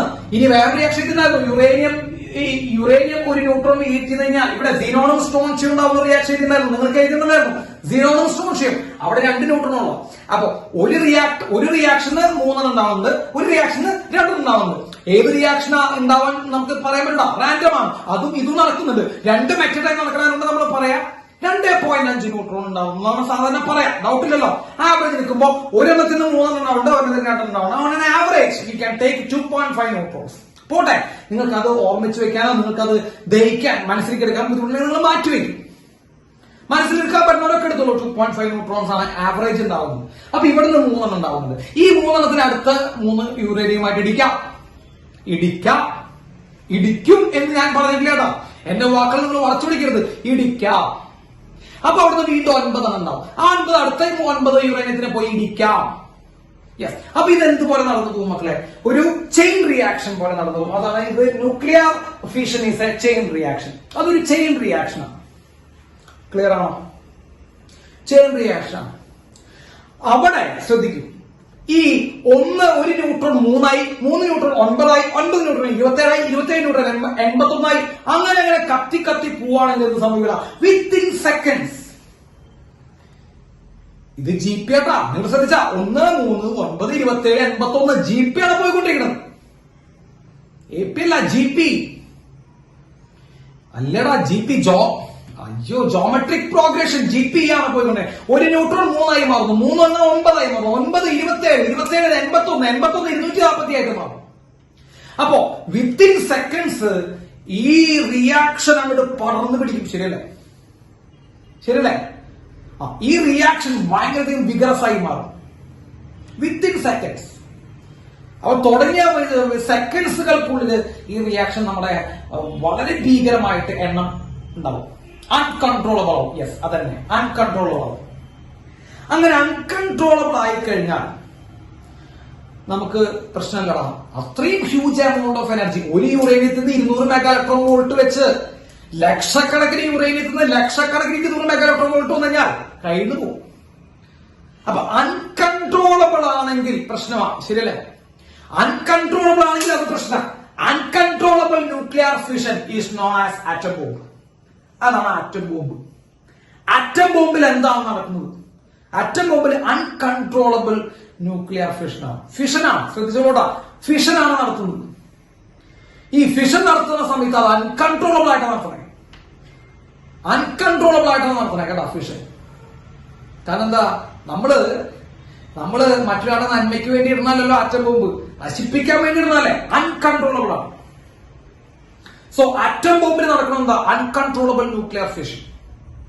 ഇനി അതിന്റെ കൺട്രോൾ ചെയ്ത് പിടിച്ചു കഴിഞ്ഞാൽ മനുഷ്യന്മാർക്ക് നല്ലതിനു വേണ്ടി യൂസ് ചെയ്യാം. കൺട്രോൾ ചെയ്ത് പിടിച്ചു കഴിഞ്ഞാൽ മനുഷ്യന്മാർക്ക് നല്ലതിനു വേണ്ടി യൂസ് ചെയ്യാം, ഇല്ലേ? ഉണ്ട്, നമുക്കറിയാം. ന്യൂക്ലിയർ റിയാക്ടേഴ്സ് ഇലക്ട്രിസിറ്റി ഉണ്ടാക്കാൻ വേണ്ടി, കറണ്ട് ഉണ്ടാക്കാൻ വേണ്ടി നമ്മൾ യൂസ് ചെയ്യുന്നത്, അത് നല്ലതിനു വേണ്ടി യൂസ് ചെയ്യാം. എപ്പോ? ഒന്ന് കൺട്രോൾ ചെയ്ത് പിടിക്കണം. അഴിച്ചുവിടരുത്. അഴിച്ചുവിട്ട വൃത്തികെട്ടവനാ. അഴിച്ചുവിട്ട ഇതേപോലെ വൃത്തികെട്ടവൻ വേറെ ഇല്ല. 1, 3, 9, 27, 83, 253, അടുത്ത് 620 പോണേ, അല്ലെങ്കിൽ 720 കേട്ടാ. അപ്പോ ഇത് ഒരു വിത്തിൻ സെക്കൻഡ്സ് നമ്മൾ അഴിച്ചുവിട്ട് കുറച്ച് സെക്കൻഡ്സ് നമ്മൾ കയ്യിൽ നിന്ന് പോവാത് അൺകൺട്രോളബിളി പോകും. അത്രയും huge amount of energy release ചെയ്യും. അതാണ് ആറ്റം ബോംബ്. പൊട്ടി നശിപ്പിച്ചുകളയാണ്. അതേസമയം നമ്മളൊന്ന് കൺട്രോൾ ചെയ്ത് പിടിക്കുകയാണെങ്കിൽ നമുക്ക് അതിൽ നിന്ന് എനർജി ഉണ്ടാക്കിയെടുക്കാൻ പറ്റും. മനുഷ്യന്മാരുടെ നന്മയ്ക്ക് വേണ്ടി യൂസ് ചെയ്യാൻ പറ്റും. അതാണ് nuclear reactor. So what is the main difference between nuclear reactor and atom bomb? Control ഉണ്ട്, ഒരെണ്ണത്തിന് കൺട്രോൾ ഇല്ല. ആരല്ല കൺട്രോൾ ഉള്ളത്? ന്യൂക്ലിയർ റിയാക്ടറിൽ കൺട്രോൾ ഉണ്ട്, ആറ്റം ബോംബിൽ കൺട്രോൾ ഇല്ല. Okay, yes. ഇനി നമ്മൾ അതിലേക്ക് പതുക്കെ ഇറങ്ങാണ്ട. അപ്പൊ ആവറേജ് വാല്യൂ ഓഫ് ന്യൂട്രോൺ എത്ര മക്കളെ? 2.5 ആണ് കേട്ടോ. 2.5. 3 ഉണ്ടാവുന്നുണ്ട്, മറ്റേ റിയാക്ഷൻ 2 ഉണ്ടാവുന്നുണ്ട്. അപ്പൊ 2 ഉം 3 ആണ് രണ്ട് റിയാക്ഷൻ വെച്ചിട്ടുണ്ടാവും. അപ്പൊ ആവറേജ് എടുക്കുമ്പോൾ 2.5 ഉണ്ടാവും. Yes, okay. ഇനി സാറ് പറഞ്ഞ് ശ്രദ്ധിച്ചേക്കണം. അപ്പൊ ന്യൂക്ലിയർ റിയാക്ടറിന്റെ മെയിൻ ഭാഗങ്ങളിലേക്കാണ് കിടക്കുന്നത്. ആറ്റം ബോംബിന്റെ മെയിൻ ഭാഗങ്ങളും ന്യൂക്ലിയർ റിയാക്ടറിന്റെ മെയിൻ ഭാഗങ്ങളും ഏകദേശം സെയിം തന്നെയാണ്, ചെറിയ വ്യത്യാസങ്ങളെന്നുള്ളൂ. അപ്പൊ what are the main parts of a nuclear reactor? Nuclear റിയാക്ടറിന്റെ മെയിൻ ഭാഗങ്ങൾ ഏതൊക്കെയാണ്? ഒന്ന്, നമ്മുടെ ഒരു ന്യൂക്ലിയർ ഫിഷൻ റിയാക്ഷൻ, ന്യൂക്ലിയർ റിയാക്ടറിൽ ഏറ്റവും ആദ്യം നമ്മൾ പറയുന്ന ഭാഗം അതിന്റെ ഫ്യൂവലാണ്. ഫ്യൂവൽ, ഇന്ധനം. ഒരു ന്യൂക്ലിയർ റിയാക്ടറിന്റെ ഇന്ധനം, അതായത് ഫ്യൂവൽ എന്ന് പറയുന്നത് യുറേനിയം. ഇപ്പൊ സാധാരണ നമ്മൾ യൂസ് ചെയ്യുന്ന യുറേനിയം മാത്രമല്ല, പ്ലൂട്ടോണിയം യൂസ് ചെയ്യാം, അങ്ങനെ പലതും യൂസ് ചെയ്യാം. അപ്പൊ നമ്മളിവിടെ പറയുന്നത് യുറേനിയം. ക്ലിയർ ആണോ? അപ്പോ ഫസ്റ്റ് നമ്മൾ പറഞ്ഞ ഫ്യൂവലിനെ കുറിച്ചാണ്. ഫ്യൂവൽ എന്ന് പറയുമ്പോൾ നമ്മുടെ യുറേനിയമാണ്. മക്കളെ, യുറേനിയത്തിന് ഒരു പ്രത്യേകത ഉണ്ട്. നമ്മുടെ നാച്ചുറലി ഒക്കർ ചെയ്യുന്ന യുറേനിയം ഉണ്ടോ? നാച്ചുറലി ഒക്കർ ചെയ്യുന്ന യുറേനിയം നമ്മുടെ സാധാരണ പ്രകൃതിയിലുള്ള യുറേനിയത്തില് 2 ഐസോട്ടോപ്പുകളാണുള്ളത്. Uranium 235ഉം uranium 238ഉം. ഇങ്ങനെ 2 രീതിയിലുള്ള ഐസോട്ടോപ്പുകൾ നമ്മുടെ നാച്ചുറലി ഒക്കർ ചെയ്യുന്ന യുറേനിയത്തിൽ നിന്ന് കിട്ടും. Uranium 235 and uranium 238. അതിൽ ഏറ്റവും സന്തോഷകരമായിട്ടുള്ള കാര്യം എന്താണെന്ന് വെച്ച് കഴിഞ്ഞാൽ യുറേനിയം 235.7% യുറേനിയം 238 99.3% കേട്ടോ. ഇവരുടെ പെർസെന്റേജ് ഞാൻ പറഞ്ഞിട്ടുണ്ടാകും. യുറേനിയം 235.7, യുറേനിയം 238 99.3% ഉണ്ട്. അതില് ഫിഷനിൽ പങ്കെടുക്കുന്നവനാരാ? ഇവനാ. യുറേനിയം 235 ആണ് ഫിഷനിൽ പങ്കെടുക്കുന്നത്. ഇവൻ പങ്കെടുക്കില്ല എന്നല്ല, പക്ഷെ ഇവനെ പങ്കെടുപ്പിക്കാൻ ബുദ്ധിമുട്ടാണ്. ഇവൻ പങ്കെടുക്കില്ല എന്ന് പറയരുത്, അങ്ങനെയൊന്നും പറയരുത്. ഇവൻ പങ്കെടുക്കും, പക്ഷെ പങ്കെടുപ്പിക്കാൻ നമുക്ക് ബുദ്ധിമുട്ടാണ്. എളുപ്പത്തിൽ പങ്കെടുക്കുന്ന യുറേനിയം 235. അപ്പൊ ഇവൻ സാധാരണ എന്ത് ചെയ്യില്ല? നമ്മുടെ ഫിഷനിൽ പങ്കെടുക്കാൻ ബുദ്ധിമുട്ടാണ്, അതുകൊണ്ട് നമ്മൾ ഇതിനെ ഒഴിവാക്കും. പക്ഷെ എന്താ പ്രശ്നം മക്കളെ? ഈ പങ്കെടുക്കാത്തവനാണ് 99.3%. അതായത് ആവശ്യമില്ലാത്തവനാണ് 99.3%. ആവശ്യമുള്ളവനോ ഈ പങ്കെടുക്കണവനോ വെറും 0.7% നാച്ചുറലി ഒക്കെ അറിയുന്നു. പക്ഷെ ഇത് വെച്ചിട്ട് അങ്ങോട്ട് പോകാൻ പറ്റൂടാ? ആലോചിച്ച് നോക്ക്. ഇത് വെച്ച് നമുക്ക് അങ്ങോട്ട് പോകാൻ പറ്റുമോ? ആലോചിക്കുക നിങ്ങള്. ഈ സാധനം വെച്ച് അങ്ങോട്ട് പോകാൻ പറ്റുമോ? ഇല്ല. കാരണം നമുക്ക് ആവശ്യമുള്ള യുറേനിയം എത്ര പെർസെന്റേജ് ഉള്ളോ? 0.7. നമുക്ക് ആവശ്യമുള്ള യുറേനിയം എത്ര പെർസെന്റേജ് ഉള്ളോ? 0.7. ആവശ്യമില്ലാതാണ് 99.3. അപ്പൊ ഇതിനെ നമുക്ക് ഫ്യൂവലായിട്ട് എടുക്കാൻ പറ്റുമോ? മക്കളെ ആലോചിക്കണം. ഫ്യൂവലായിട്ട് എടുക്കാൻ പറ്റുമോ? നിങ്ങൾ പറ. അതിനെ ഫ്യൂവലായിട്ട് എടുക്കാൻ പറ്റുമോ? അതിനെ ഫ്യൂവലായിട്ട് എടുക്കാൻ പറ്റില്ല. കാരണം വളരെ കുറവാണ് പെർസെന്റേജ്. അപ്പൊ നമ്മൾ എന്ത് ചെയ്യുന്നുണ്ട്? Enrichment of fuel. കേട്ടിട്ടുണ്ടോന്ന് അറിയില്ല നിങ്ങൾ ഈ ടേം ഒക്കെ. എൻറിച്ച്മെന്റ് ഓഫ് ഫ്യൂവൽ നടത്തും. ഫ്യൂവലിന് നമ്മൾ എന്ത് ചെയ്യും? എൻറിച്ച് ചെയ്യും. ആ വാക്ക് എൻറിച്ച്മെന്റ് ഓഫ് ഫ്യൂവൽ എന്നാണ് കേട്ടോ. Enrichment of fuel. ഫ്യൂവലിനെ എൻറിച്ച് ചെയ്യും എന്ന് പറയുമ്പോൾ എന്താ അർത്ഥം? ആവശ്യമുള്ള യുറേനിയത്തിന്റെ പെർസെന്റേജ് കൂട്ടും. നമുക്ക് ആവശ്യമുള്ള യുറേനിയം 235. ആവശ്യമുള്ള യുറേനിയം 235 അവന്റെ പെർസെന്റേജ് നമ്മളൊന്ന് കൂട്ടും. അതാണ് എൻറിച്ച്മെന്റ് ഓഫ് ഫ്യൂവൽ എന്ന് പറഞ്ഞ process. So enrichment of fuel എന്ന് പറഞ്ഞ പ്രോസസ്സിൽ യുറേനിയം 235 എത്ര ശതമാനമാക്കി മാറ്റും മക്കളെ? 3% ആക്കി മാറ്റും. നിങ്ങൾ വിചാരിക്കും കുറെ എടുത്ത് ഇപ്പോഴൊന്നും വിചാരിക്കരുത് കേട്ടോ. 3% ആക്കി മാറ്റും. കേട്ടോ. അല്ലാണ്ട് നിങ്ങൾ അതിഭീകരമായിട്ട് ഉണ്ടാക്കുമെന്ന് പറയുന്നത് പൊന്നു മക്കളെ, നിങ്ങൾ അങ്ങനെ പറയരുത്, എനിക്ക് ഇഷ്ടമല്ല അങ്ങനെ പറയുന്നത്. 3% ആക്കി മാറ്റുള്ളൂ. അപ്പോ യുറേനിയം 235 0.7% ആണ് നാച്ചുറലി ഒക്കർ ചെയ്യുന്നത്. നാച്ചുറലി ഒക്കർ ചെയ്യുന്ന 0.7% നിന്ന് 3% ആയിട്ട് അതിന്റെ കോൺസെൻട്രേഷൻ ഇൻക്രീസ് ചെയ്യുന്ന പ്രോസസ്സാണ് enrichment of fuel. That process is known as enrichment of fuel. Clear ആയോ? ക്ലിയർ ആയ മക്കളെ? അതാണ് എൻറിച്ച്മെന്റ് കേട്ടോ.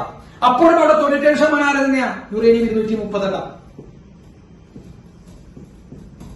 യുറേനിയം 238 97%. അപ്പൊ ആവശ്യമില്ലാത്ത 97%, ആവശ്യമുള്ള 3% മതി, അത്രയും മതി. അപ്പോ എൻറിച്ച്മെന്റ് ഓഫ് ഫ്യൂവൽ. അപ്പൊ നമ്മുടെ ഫ്യൂവൽ മനസ്സിലായില്ലേ? അപ്പൊ ഫ്യൂവൽ യുറേനിയം ആണ് എടുക്കുന്നത്. നാച്ചുറലി ഒക്കെ ചെയ്യുന്ന യുറേനിയത്തിൽ ഇത്രയുള്ളൂ. പക്ഷെ നമ്മൾ എന്ത് ചെയ്യണം? അതിന്റെ പെർസെന്റേജ് ഒന്ന് കൂട്ടി കൊടുക്കണം. ആ കൂട്ടി കൊടുക്കുന്ന പ്രോസസ്സിനെ പറയുന്ന പേരാണ് എൻറിച്ച്മെന്റ് ഓഫ് ഫ്യൂവൽ. എത്ര ശതമാനമാക്കി മാറ്റും മക്കളെ? 3% മാറ്റും. സംശയമുണ്ടോ?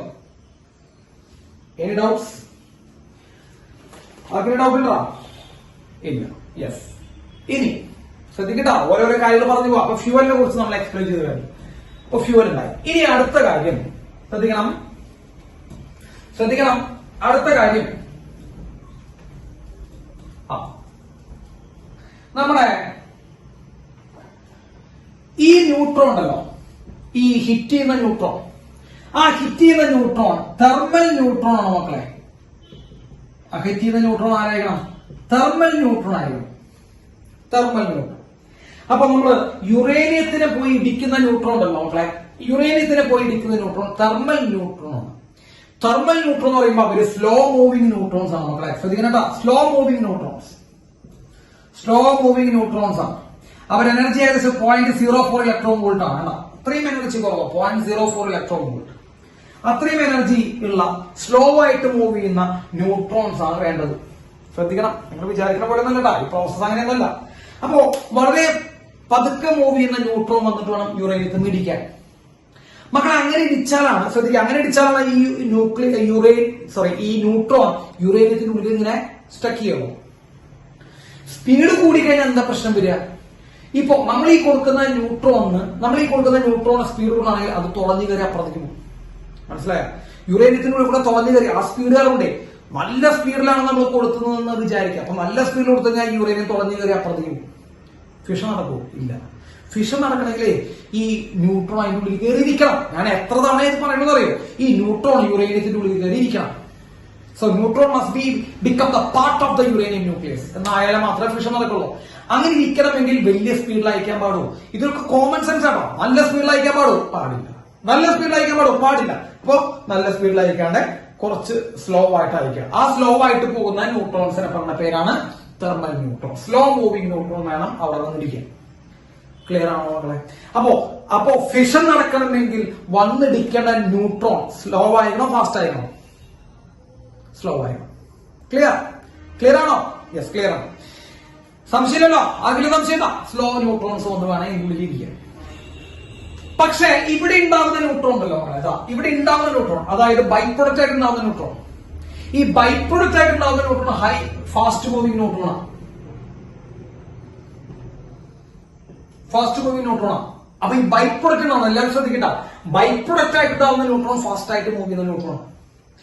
അപ്പൊ ഞാൻ ചോദിക്കട്ടെ, ആ ബൈ പ്രൊഡക്റ്റ് ന്യൂട്രോണിനെ വെച്ചിട്ട് ഫിഷൻ നടക്കൂടാ? അല്ലെങ്കിൽ നിങ്ങൾ ആലോചിച്ച് നോക്ക്, ആ ബൈ പ്രൊഡക്റ്റ് ആയിട്ട് കിട്ടുന്ന ന്യൂട്രോൺ വെച്ചിട്ട് ഫിഷൻ നടക്കൂ? ഇല്ല, കാരണം അവൻ വളരെ ഫാസ്റ്റാ. അപ്പൊ ഫിഷൻ നടന്നില്ലെങ്കിൽ ചെയിൻ റിയാക്ഷൻ നടക്കൂടാ? അല്ലെങ്കിൽ ഇവനെ വെച്ച് ഫിഷൻ നടന്നില്ലെങ്കിൽ ചെയിൻ റിയാക്ഷൻ നടക്കൂ? മക്കളെ, ചെയിൻ റിയാക്ഷന്റെ പ്രത്യേകത എന്താ? ഒരു തവണ സ്റ്റാർട്ട് ചെയ്താൽ മതി. ചെയിൻ റിയാക്ഷന്റെ പ്രത്യേകത എന്താ? ഒറ്റ തവണ സ്റ്റാർട്ട് ചെയ്യാ, പിന്നെ അങ്ങോട്ട് പൊക്കോളൂ. അതെങ്ങനെയാ പോണേ? ഈ ന്യൂട്രോൺ വെച്ചിട്ട് എന്ത് ചെയ്യണം? ഈ ന്യൂട്രോൺ വെച്ചിട്ട് വേണം അടുത്ത സ്റ്റേജ് തുടങ്ങാൻ. വേണ്ടേ? അല്ലടാ, ഒരു ന്യൂട്രോൺ വെച്ച് തുടങ്ങി ബൈ പ്രൊഡക്റ്റ് ആയിട്ട് ഉണ്ടാകുന്ന 3 ന്യൂട്രോൺ വെച്ച് വേണം അടുത്ത സ്റ്റേജ് തുടങ്ങാൻ. അവിടെ നിന്ന് ഉണ്ടാകുന്ന ന്യൂട്രോൺ വെച്ച് വേണം അടുത്ത സ്റ്റേജ് തുടങ്ങാൻ. അങ്ങനെ സ്റ്റേജുകൾ തുടങ്ങിയാൽ മാത്രമേ എന്ത് ചെയ്യണ്ടാവുള്ളൂ മക്കൾ? അതിനെ ചെയിൻ റിയാക്ഷൻ വിളിക്കാൻ പറ്റുള്ളൂ. അപ്പൊ ചെയിൻ റിയാക്ഷൻ വിളിക്കണമെങ്കിൽ ഇവൻ പോയി അടുത്ത യുറേനിയത്തിനെ പോയിട്ട് ഫിഷൻ നടത്തണം. അങ്ങനെ ഫിഷൻ നടത്തണമെങ്കിൽ ഇവന്റെ സ്പീഡ് എന്ത് ചെയ്യണം മക്കളെ? ഇതൊരു കഥയാടാ, ഇതൊരു കഥ കേൾക്കുന്ന പോലെ കേൾക്ക്. അവന്റെ സ്പീഡ് എന്ത് ചെയ്യണം? കുറയ്ക്കണം. കാരണം അവൻ ഇപ്പോ ഫാസ്റ്റ് മൂവിംഗ് ആണ്, അവനെ സ്ലോ ആക്കണം. അപ്പൊ ഫാസ്റ്റ് മൂവിംഗ് ന്യൂട്രോൺസിനെ സ്ലോ ആക്കിയിട്ട് വേണം എവിടേക്ക് കടത്തിവിടാൻ. മക്കളെ ഫാസ്റ്റ് മൂവിംഗ് ന്യൂട്രോൺസിനെ സ്ലോ ആക്കിയിട്ട് വേണം യുറേനിയത്തിന്റെ അടുത്തേക്ക് എത്തിക്കാൻ. വേണ്ടേ? അടുത്ത യുറേനിയത്തിലേക്ക് എത്തിക്കാൻ. എന്നാലും റിയാക്ഷൻ നടക്കുള്ളൂ. അപ്പോ ഫാസ്റ്റ് മൂവിംഗ് ന്യൂട്രോൺസിനെ സ്ലോ ആക്കാൻ വേണ്ടി നമ്മൾ ഉപയോഗിക്കുന്ന മെറ്റീരിയൽ ആണ് മോഡറേറ്റർ. കേട്ടിട്ടുണ്ടാവും മോഡറേറ്റർ. സോ നമ്മള് കഥ കേൾക്കുന്നത് പോലെയാണ് സാറ് പറയണ്ട. സാറ് ഇതിന്റെ ഒക്കെ കാര്യം പറഞ്ഞിട്ടാണ് മോഡറേറ്റർ പറയുന്നത്. അല്ലാതെ മോഡറേറ്റർ പറഞ്ഞിട്ട് അങ്ങനെയല്ല, നിങ്ങളോട് ഇങ്ങനെയൊക്കെ കാര്യങ്ങൾ പറഞ്ഞു. അപ്പോ ഫാസ്റ്റ് ആയിട്ട് മൂവ് ചെയ്ത ന്യൂട്രോൺസിനെ സ്ലോ ആക്കി മാറണമെങ്കിൽ എന്ത് വേണം? മോഡറേറ്റർ വേണം. സോ മോഡറേറ്ററിന്റെ ജോലി എന്താ? To decrease the energy of neutron, അല്ലെ? ന്യൂട്രോൺസിന്റെ എനർജി കുറയ്ക്കാൻ. ഫാസ്റ്റ് മൂവിംഗ് ന്യൂട്രോൺസിനെ സ്ലോ ആക്കാൻ, അങ്ങനെ എഴുതിയാലും മതി. ഫാസ്റ്റ് മൂവിംഗ് ന്യൂട്രോൺസിനെ സ്ലോ ആക്കാൻ വേണ്ടി നമ്മൾ കൊടുക്കുന്ന സാധനമാണ് മക്കൾ എന്ത്? മോഡറേറ്റർ. ക്ലിയർ ആണല്ലോ? മോഡറേറ്റർ ആയിട്ട് നമ്മൾ സാധാരണ യൂസ് ചെയ്യാറ് graphite road, heavy water. Heavy water എന്ന് പറഞ്ഞാൽ D2O. നിങ്ങൾ കെമിസ്ട്രി കേട്ടിട്ടുണ്ടാവും. D2O, heavy water, deuterium oxide, graphite road, അല്ലെങ്കിൽ സാധാ പച്ചവെള്ളം H2O. നമ്മുടെ ഇന്ത്യയുടെ അപ്സര റിയാക്ടർ, ഇന്ത്യയുടെ അപ്സര ന്യൂക്ലിയർ റിയാക്ടറിൽ മോഡറേറ്റർ ആയിട്ട് യൂസ് ചെയ്ത് പച്ചവെള്ളമാണ്. വെറുതെ പച്ചവെള്ളമാണ് ഈ ന്യൂട്രോണെ സ്ലോ ചെയ്യാൻ വേണ്ടി യൂസ് ചെയ്തത്. ക്ലിയർ ആണല്ലോ? അപ്പൊ മോഡറേറ്ററിന്റെ ജോലി പറഞ്ഞല്ലോ. മക്കളെ എന്താ മോഡറേറ്ററിന്റെ ജോലി? വേമ്പറ. മോഡറേറ്ററിന്റെ ജോലി എന്താ? മോഡറേറ്റർ എന്ത് ചെയ്യലാ ജോലി? മറ്റേ സ്പീഡ് കുറയ്ക്കലാണ് ജോലി. സ്ലോ ആക്കിയില്ലെങ്കിൽ റിയാക്ഷൻ ഉണ്ടാവും. അപ്പൊ സാർ ഒന്നുകൂടി പറയാം. ന്യൂക്ലിയർ ഫിഷൻ റിയാക്ഷൻ നടക്കണമെങ്കിൽ ന്യൂട്രോൺസ് എന്താവണം? ന്യൂട്രോൺസ് സ്ലോ ആവണം. ബൈ പ്രൊഡക്റ്റ് ആയിട്ടുണ്ടാകുന്ന ന്യൂട്രോൺസ് സ്ലോ ആണോ? മക്കളെ? ന്യൂട്രോൺസ് സ്ലോ അല്ല. ബൈ പ്രൊഡക്റ്റ് ആയിട്ടുണ്ടാകുന്ന ന്യൂട്രോൺസ് ഒരിക്കലും സ്ലോ അല്ല. അവര് ഫാസ്റ്റ് ആണ്. ഓക്കെ, അവർ അത്രയും ഫാസ്റ്റ് ആണ്. അപ്പൊ അവരെ നമുക്ക് എന്ത് ചെയ്യണം? സ്ലോ ആക്കി മാറ്റിയാലേ റിയാക്ഷൻ നടത്തുള്ളൂ. അങ്ങനെ സ്ലോ ആക്കി മാറ്റാൻ വേണ്ടി നമ്മൾ കൊണ്ടുവരുന്ന മെറ്റീരിയൽ ആണ് എന്ത്? Moderator. So moderator is the material which used to slow down the neutrons or decrease the energy of neutrons. Heavy water, graphite, moderator. Doubt ഉണ്ടോ? H2O. ഇതൊക്കെയാണ് സാധാരണ മോഡറേറ്റർ ആയിട്ട് യൂസ് ചെയ്യുക. എന്തെങ്കിലും സംശയം ചോദിക്കണ്ട? ഉണ്ടാവണേ? ക്ലിയർ? സംശയമില്ലല്ലോ? നിങ്ങൾക്ക് എന്തെങ്കിലും ചോദിച്ചോട്ടാ. സാറിനിപ്പോ ആർക്കാണെങ്കിൽ സംശയം ചോദിക്കാം. അപ്പൊ മോഡറേറ്റർ കഴിഞ്ഞു. ഇനി സാർ പറയട്ടെ, കണ്ടിന്യൂ ചെയ്യട്ടെ. ഇനി കഥ പോലെ കേട്ടിരിക്കട്ടാ. അപ്പൊ നമ്മൾ പറഞ്ഞു അവിടെ ബൈ പ്രൊഡക്റ്റ് ആയിട്ട് എത്ര ന്യൂട്രോൺസ് ഉണ്ടായി?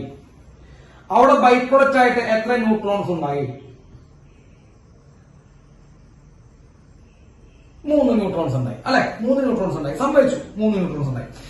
നിങ്ങളുടെ വിചാരം, അല്ലെങ്കിൽ നമ്മൾ ഇതുവരെ കേട്ടിരുന്നത്, അല്ലെങ്കിൽ നിങ്ങൾ സ്കൂളിൽ നിന്ന് കേൾക്കുമ്പോൾ നിങ്ങളുടെ വിചാരം എന്താണെന്ന് വെച്ച് കഴിഞ്ഞാൽ ഈ 3 ന്യൂട്രോൺ പോയിട്ട് അടുത്ത 3 ആരടിയും?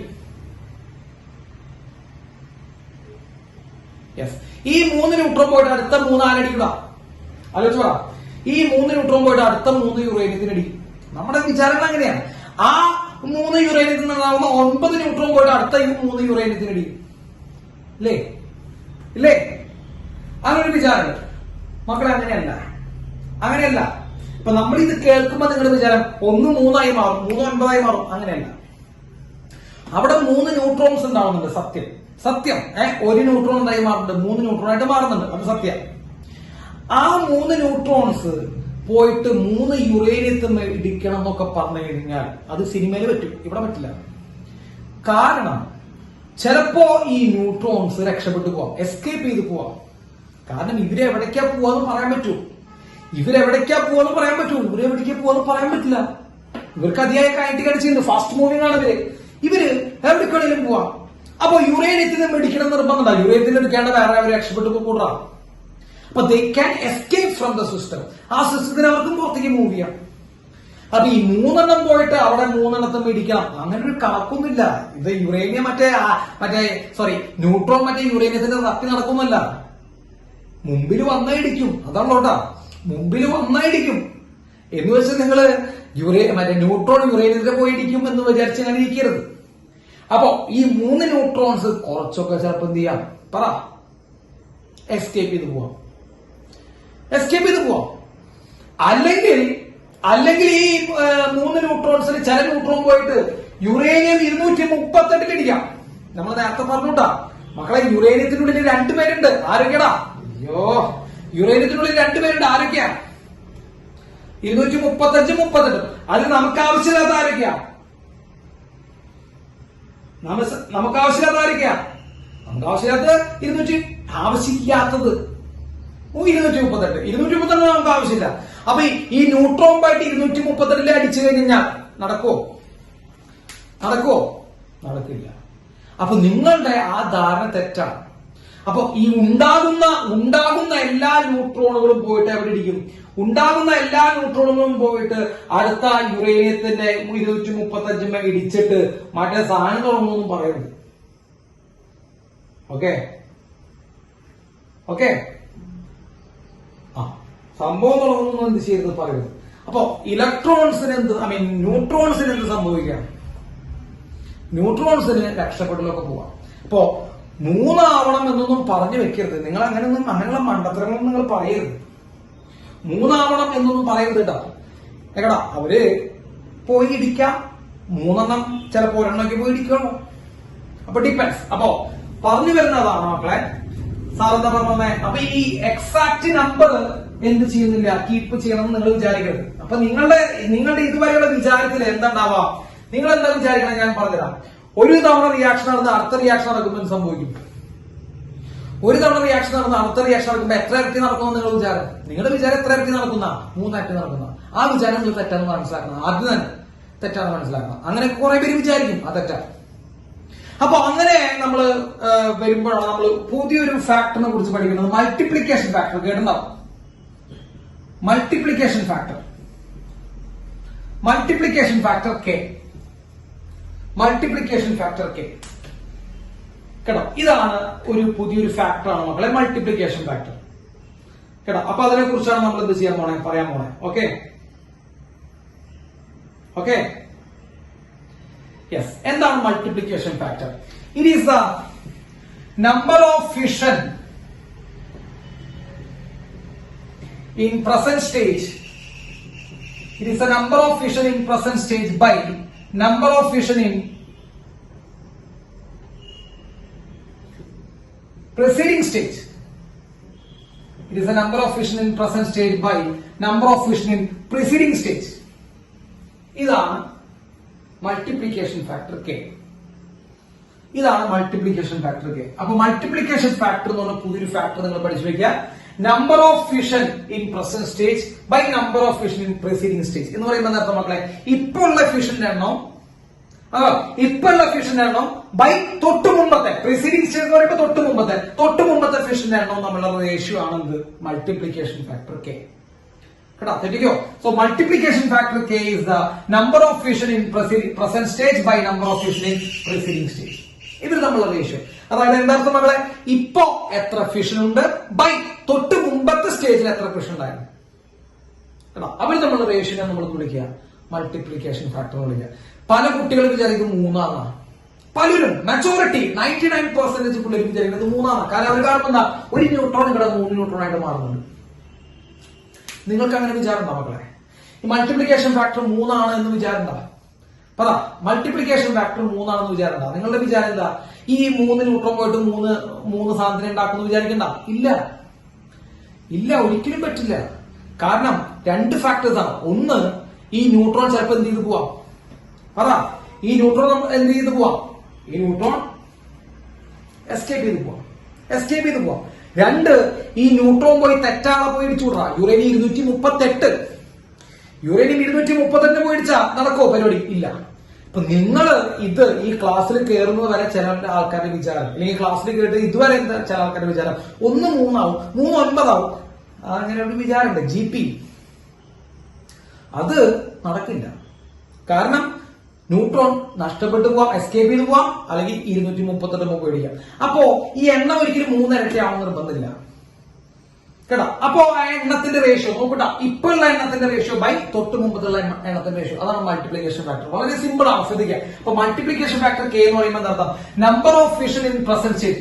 ഇപ്പോ അവൈലബിൾ ആയിട്ടുള്ള ഫ്രിക്ഷനും by number of friction in preceding stage. തൊട്ട് മുമ്പ് അവൈലബിൾ ആയിട്ടുള്ള ഫ്രിക്ഷൻ നമ്മളുള്ള റേഷ്യോ ആണ് മൾട്ടിപ്ലിക്കേഷൻ ഫാക്ടർ.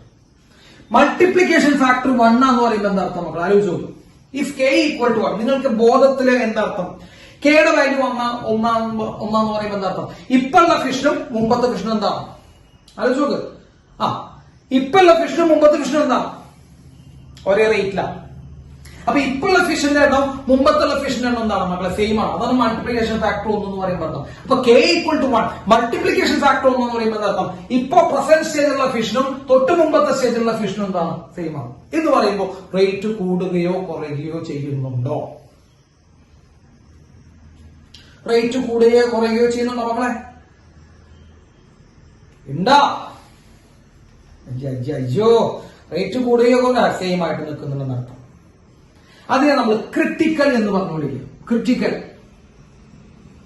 ക്രിട്ടിക്കൽ നിർമ്മലമാതയ്ക്ക് ഈ മോഡലിന് ഏതൊരു മോഡലിന് ഈ ക്വസ്റ്റ്യൻ ചോദിച്ചിട്ടുണ്ടായിരുന്നു അല്ലെ? കഴിഞ്ഞ മോഡലിനാണെന്നുണ്ട്. ക്രിട്ടിക്കൽ കെ ഈക്വൽ ടു 1 ആണ് ക്രിട്ടിക്കലാണ്. അപ്പൊ ക്രിട്ടിക്കൽ എന്ന് പറയുമ്പോൾ എന്താ അർത്ഥം മക്കളെ? കൂടുന്നില്ല, കുറയുന്നില്ല. If K is greater than 1 എന്താർത്ഥം? ആലോചിച്ചു. കെ 1 കൂടുതലാണെങ്കിൽ യൂസ് യുവർ ബ്രെയിൻ. കെ 1 കൂടുതലാണെങ്കിൽ എന്ത് സംഭവിക്കും? കെ 1 കൂടുതലാണെങ്കിൽ ഇപ്പോഴുള്ള ഫിഷൻ എണ്ണം തൊട്ട് മുമ്പത്തേക്കാൾ കൂടുതലാണ്. സോ കെ മൾട്ടിപ്ലിക്കേഷൻ ഫാക്ടർ 1 കൂടുതലാണെങ്കിൽ എന്താർത്ഥം? ഇപ്പോഴുള്ള ഫിഷന്റെ എണ്ണം തൊട്ട് മുമ്പത്തേക്കാൾ കൂടുതലാണ്. എന്ന് പറയുമ്പോൾ ഓരോ സ്റ്റേജ് കഴിയും തോറും ഫിഷന്റെ എണ്ണം ചെയ്തുകൊണ്ടിരിക്കുക, ഫിഷന്റെ എണ്ണം കൂടിക്കൊണ്ടിരിക്കുക.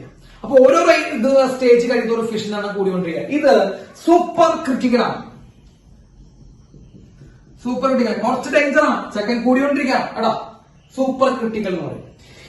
If K is less than 1 മക്കളെ, കെ 1 കുറവാണ്. Multiplication factor is less than 1. Multiplication factor less than 1 ആണെന്ന് പറയുമ്പോൾ എന്താ അർത്ഥം മക്കളെ? റേറ്റ് കുറയാന്നർത്ഥം.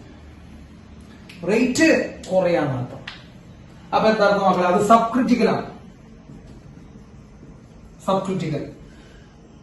സോ അതാണ് മൾട്ടിപ്ലിക്കേഷൻ. അപ്പൊ മൾട്ടിപ്ലിക്കേഷൻ ഫാക്ടർ 3 പ്രതീക്ഷിച്ചിരിക്കുന്നവർക്ക് തഥാസ്തു കേട്ടാ. 3 പ്രതീക്ഷിച്ചിരിക്കുന്നവർക്ക് തഥാസ്തു കളിക്കാം കേട്ടാ. അങ്ങനെ 3 ന്യൂട്രോൺ പോയെന്ന് ഡിക്കിനിടെ അതിനൊക്കെ ഒരു കോമൺ സെൻസിന്റെ ഒരു ലോജിക് ഉണ്ടോ? ഇല്ല.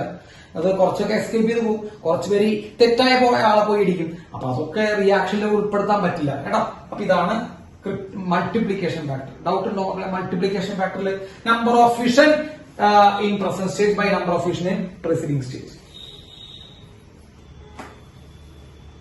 അല്ലെങ്കിൽ number of neutron present for fission in the present stage by number of neutron present for fission in preceding stage. അങ്ങനെ പറയാം. എത്ര ന്യൂട്രോൺസ് അവൈലബിൾ ആണ് അതിന്റെ റേഷ്യോ എടുത്താലും മതി. So neutrons available for fission in present by neutrons available for fission in preceding. അങ്ങനെ എടുക്കാറുണ്ട്. ചില ബുക്കുകൾ അങ്ങനെയും കാണാറുണ്ട്. പേടിക്കണ്ട. ബുദ്ധിമുട്ടുണ്ടോ?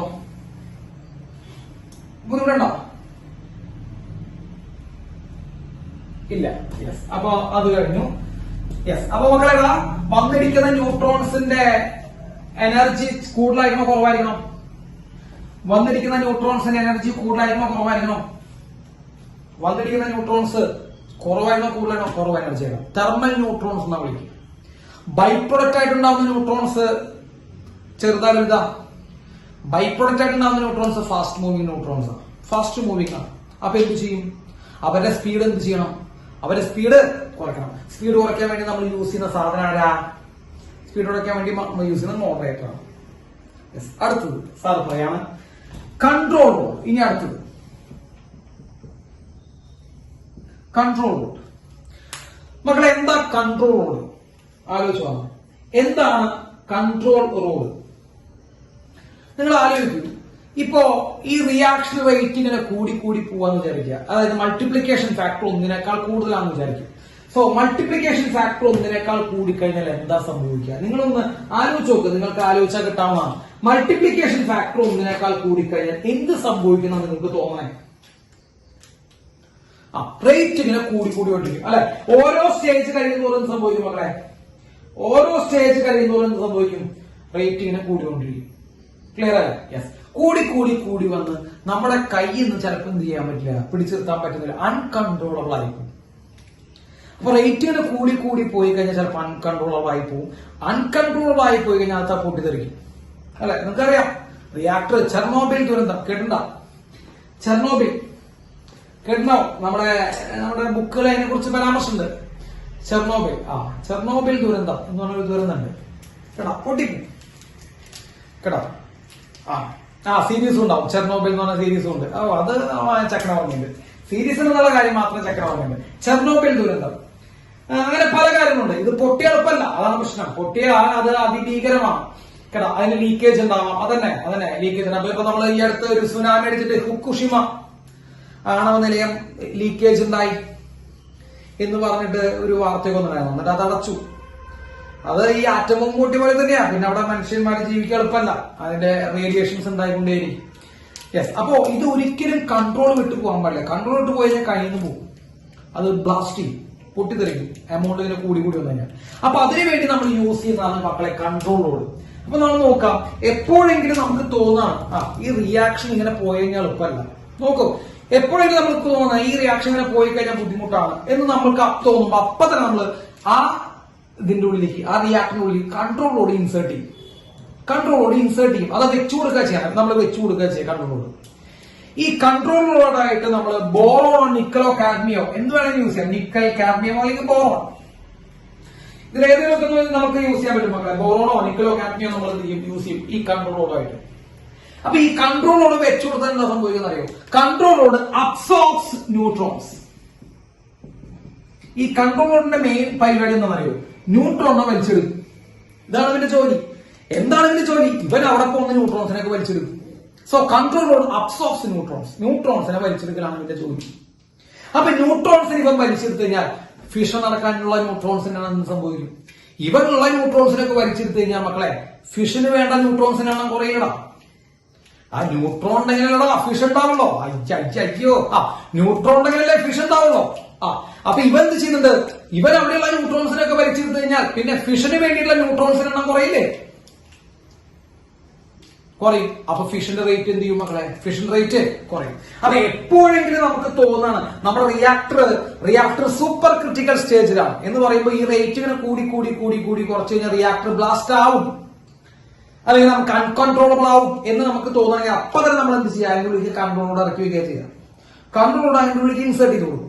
അപ്പൊ ഈ കൺട്രോളോട് അവിടെ പോയി കഴിഞ്ഞാൽ സംഭവിക്കും, അവൻ അവിടെയുള്ള അഴിഞ്ഞു തിരിഞ്ഞ് നടക്കുന്ന ഫ്രീ മൂവിംഗ് ന്യൂട്രോൺസിനൊക്കെ എന്ത് ചെയ്യുന്നുണ്ട്? അബ്സോർബ് ചെയ്യും. So the neutrons available for fission കുറയില്ലേ? ന്യൂട്രോൺസ് അവൈലബിൾ ഫോർ ഫിഷൻ എന്ത് ചെയ്യും മക്കളെ? കുറയും.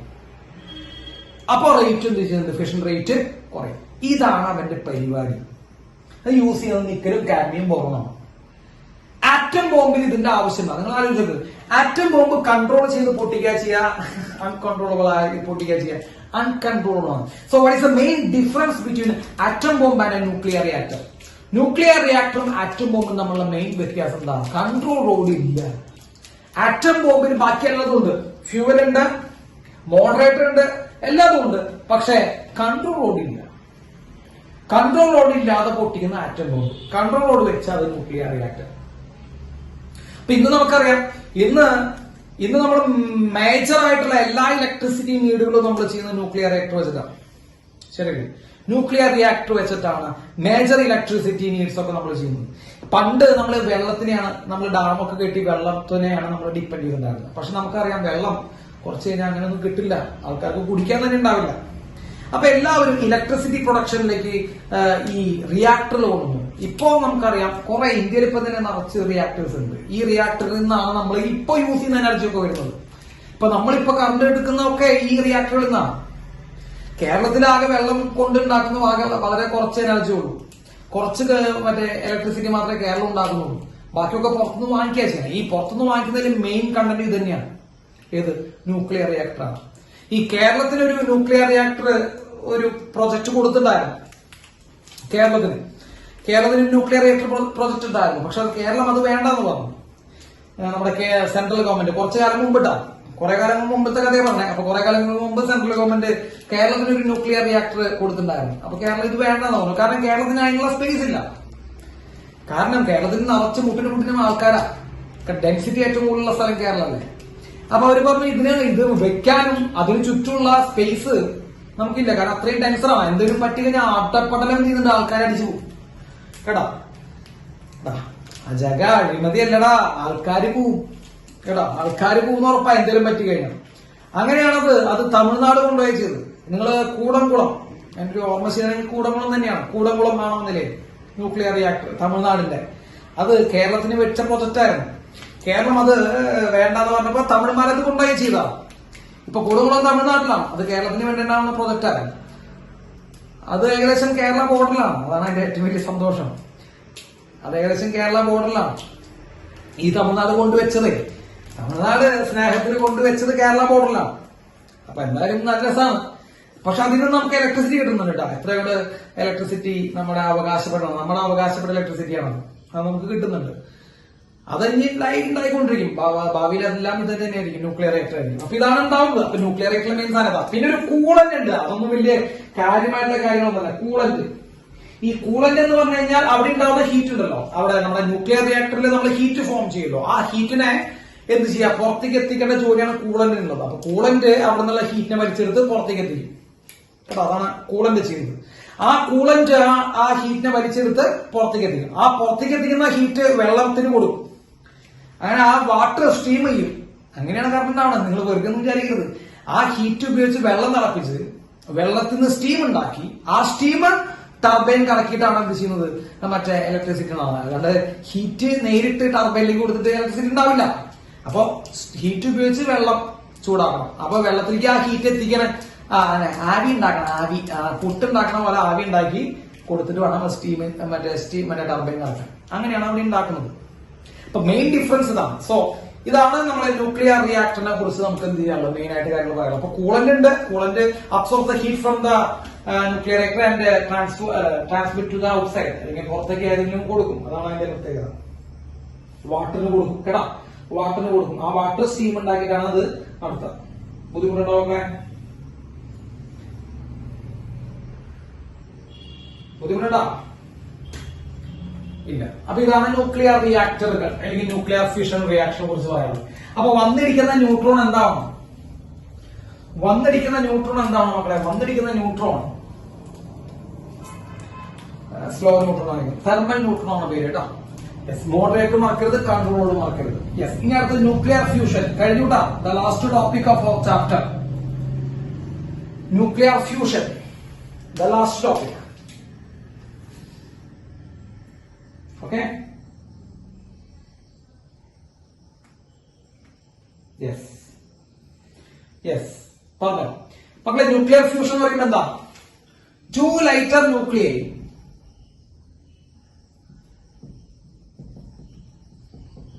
combine to form a heavy nuclei. Two lighter nuclei combine to form a heavy nuclei with the liberation of energy.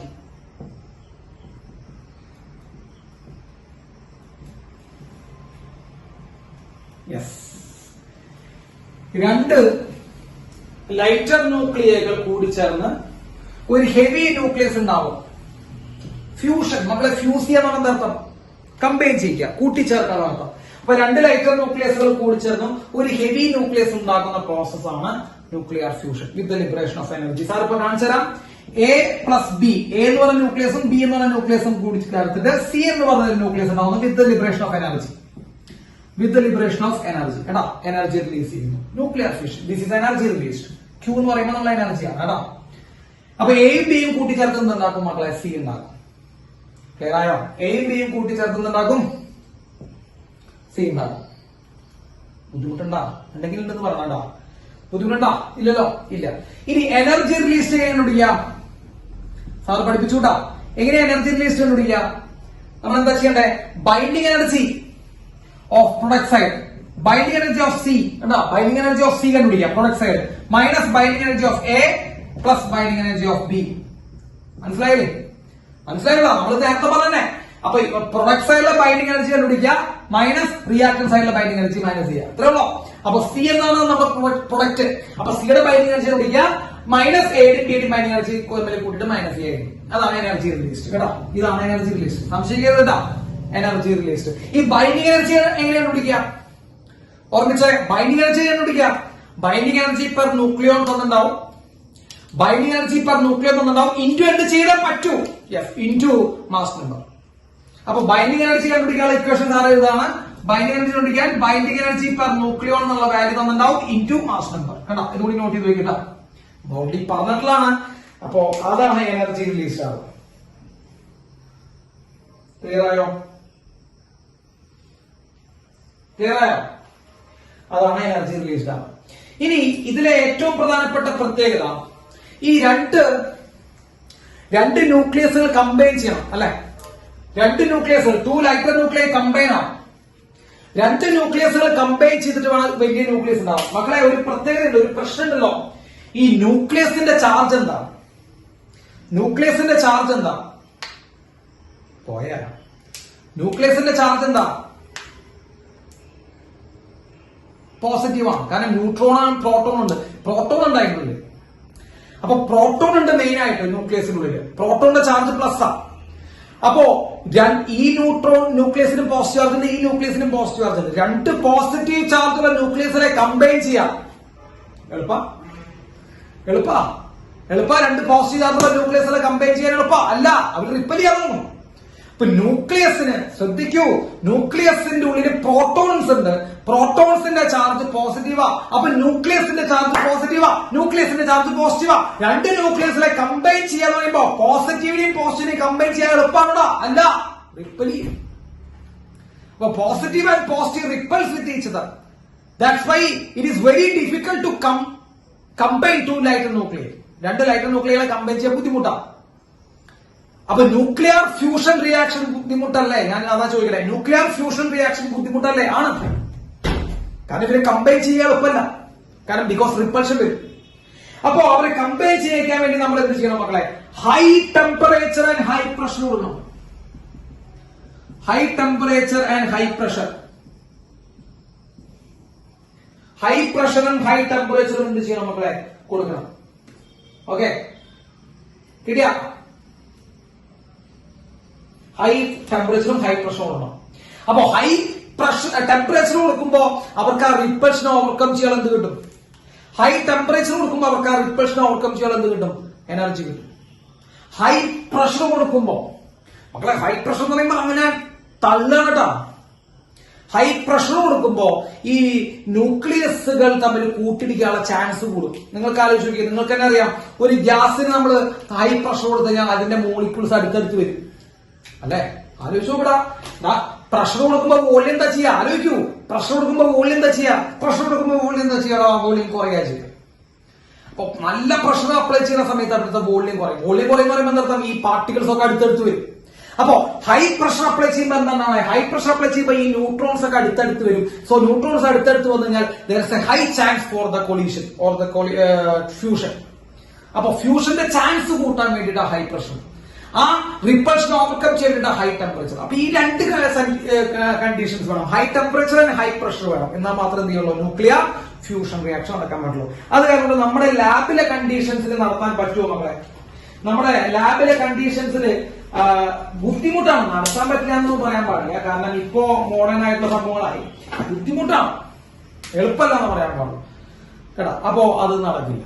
അപ്പൊ ഇത് സാധാരണ എവിടെ നടക്കുക? Nuclear fusion reaction. Nuclear fusion reaction സാധാരണ സ്റ്റാർസിലാണ് നടക്കുക, നക്ഷത്രങ്ങളിലാണ് നടക്കുക. അപ്പൊ what is the main energy source of a star? Star nuclear fusion ആണ്. അപ്പൊ സ്റ്റാറിൽ ഹൈ ടെമ്പറേച്ചർ ഹൈ പ്രഷർ ഉള്ളതുകൊണ്ട് ന്യൂക്ലിയർ ഫ്യൂഷൻ റിയാക്ഷൻ നടന്നുകൊണ്ടിരിക്കും. ക്ലിയർ? സാറ് സണ്ണിലുള്ള ന്യൂക്ലിയർ റിയാക്ഷന്റെ വാല്യൂ കൂടി പറഞ്ഞിട്ട് നമുക്ക് നിർത്തിക്കൂടെ? എർത്തിലില്ലാന്നാ? എന്താ എർത്തിലില്ലാന്ന് നീ പറഞ്ഞേ? സാറ് സണ്ണിലുള്ള ഒരു ചെറിയൊരു ടോപ്പിക് കൂടി എടുക്കട്ടെ. അപ്പൊ നമുക്ക് ആ ചാപ്റ്റർ എടുക്കാം.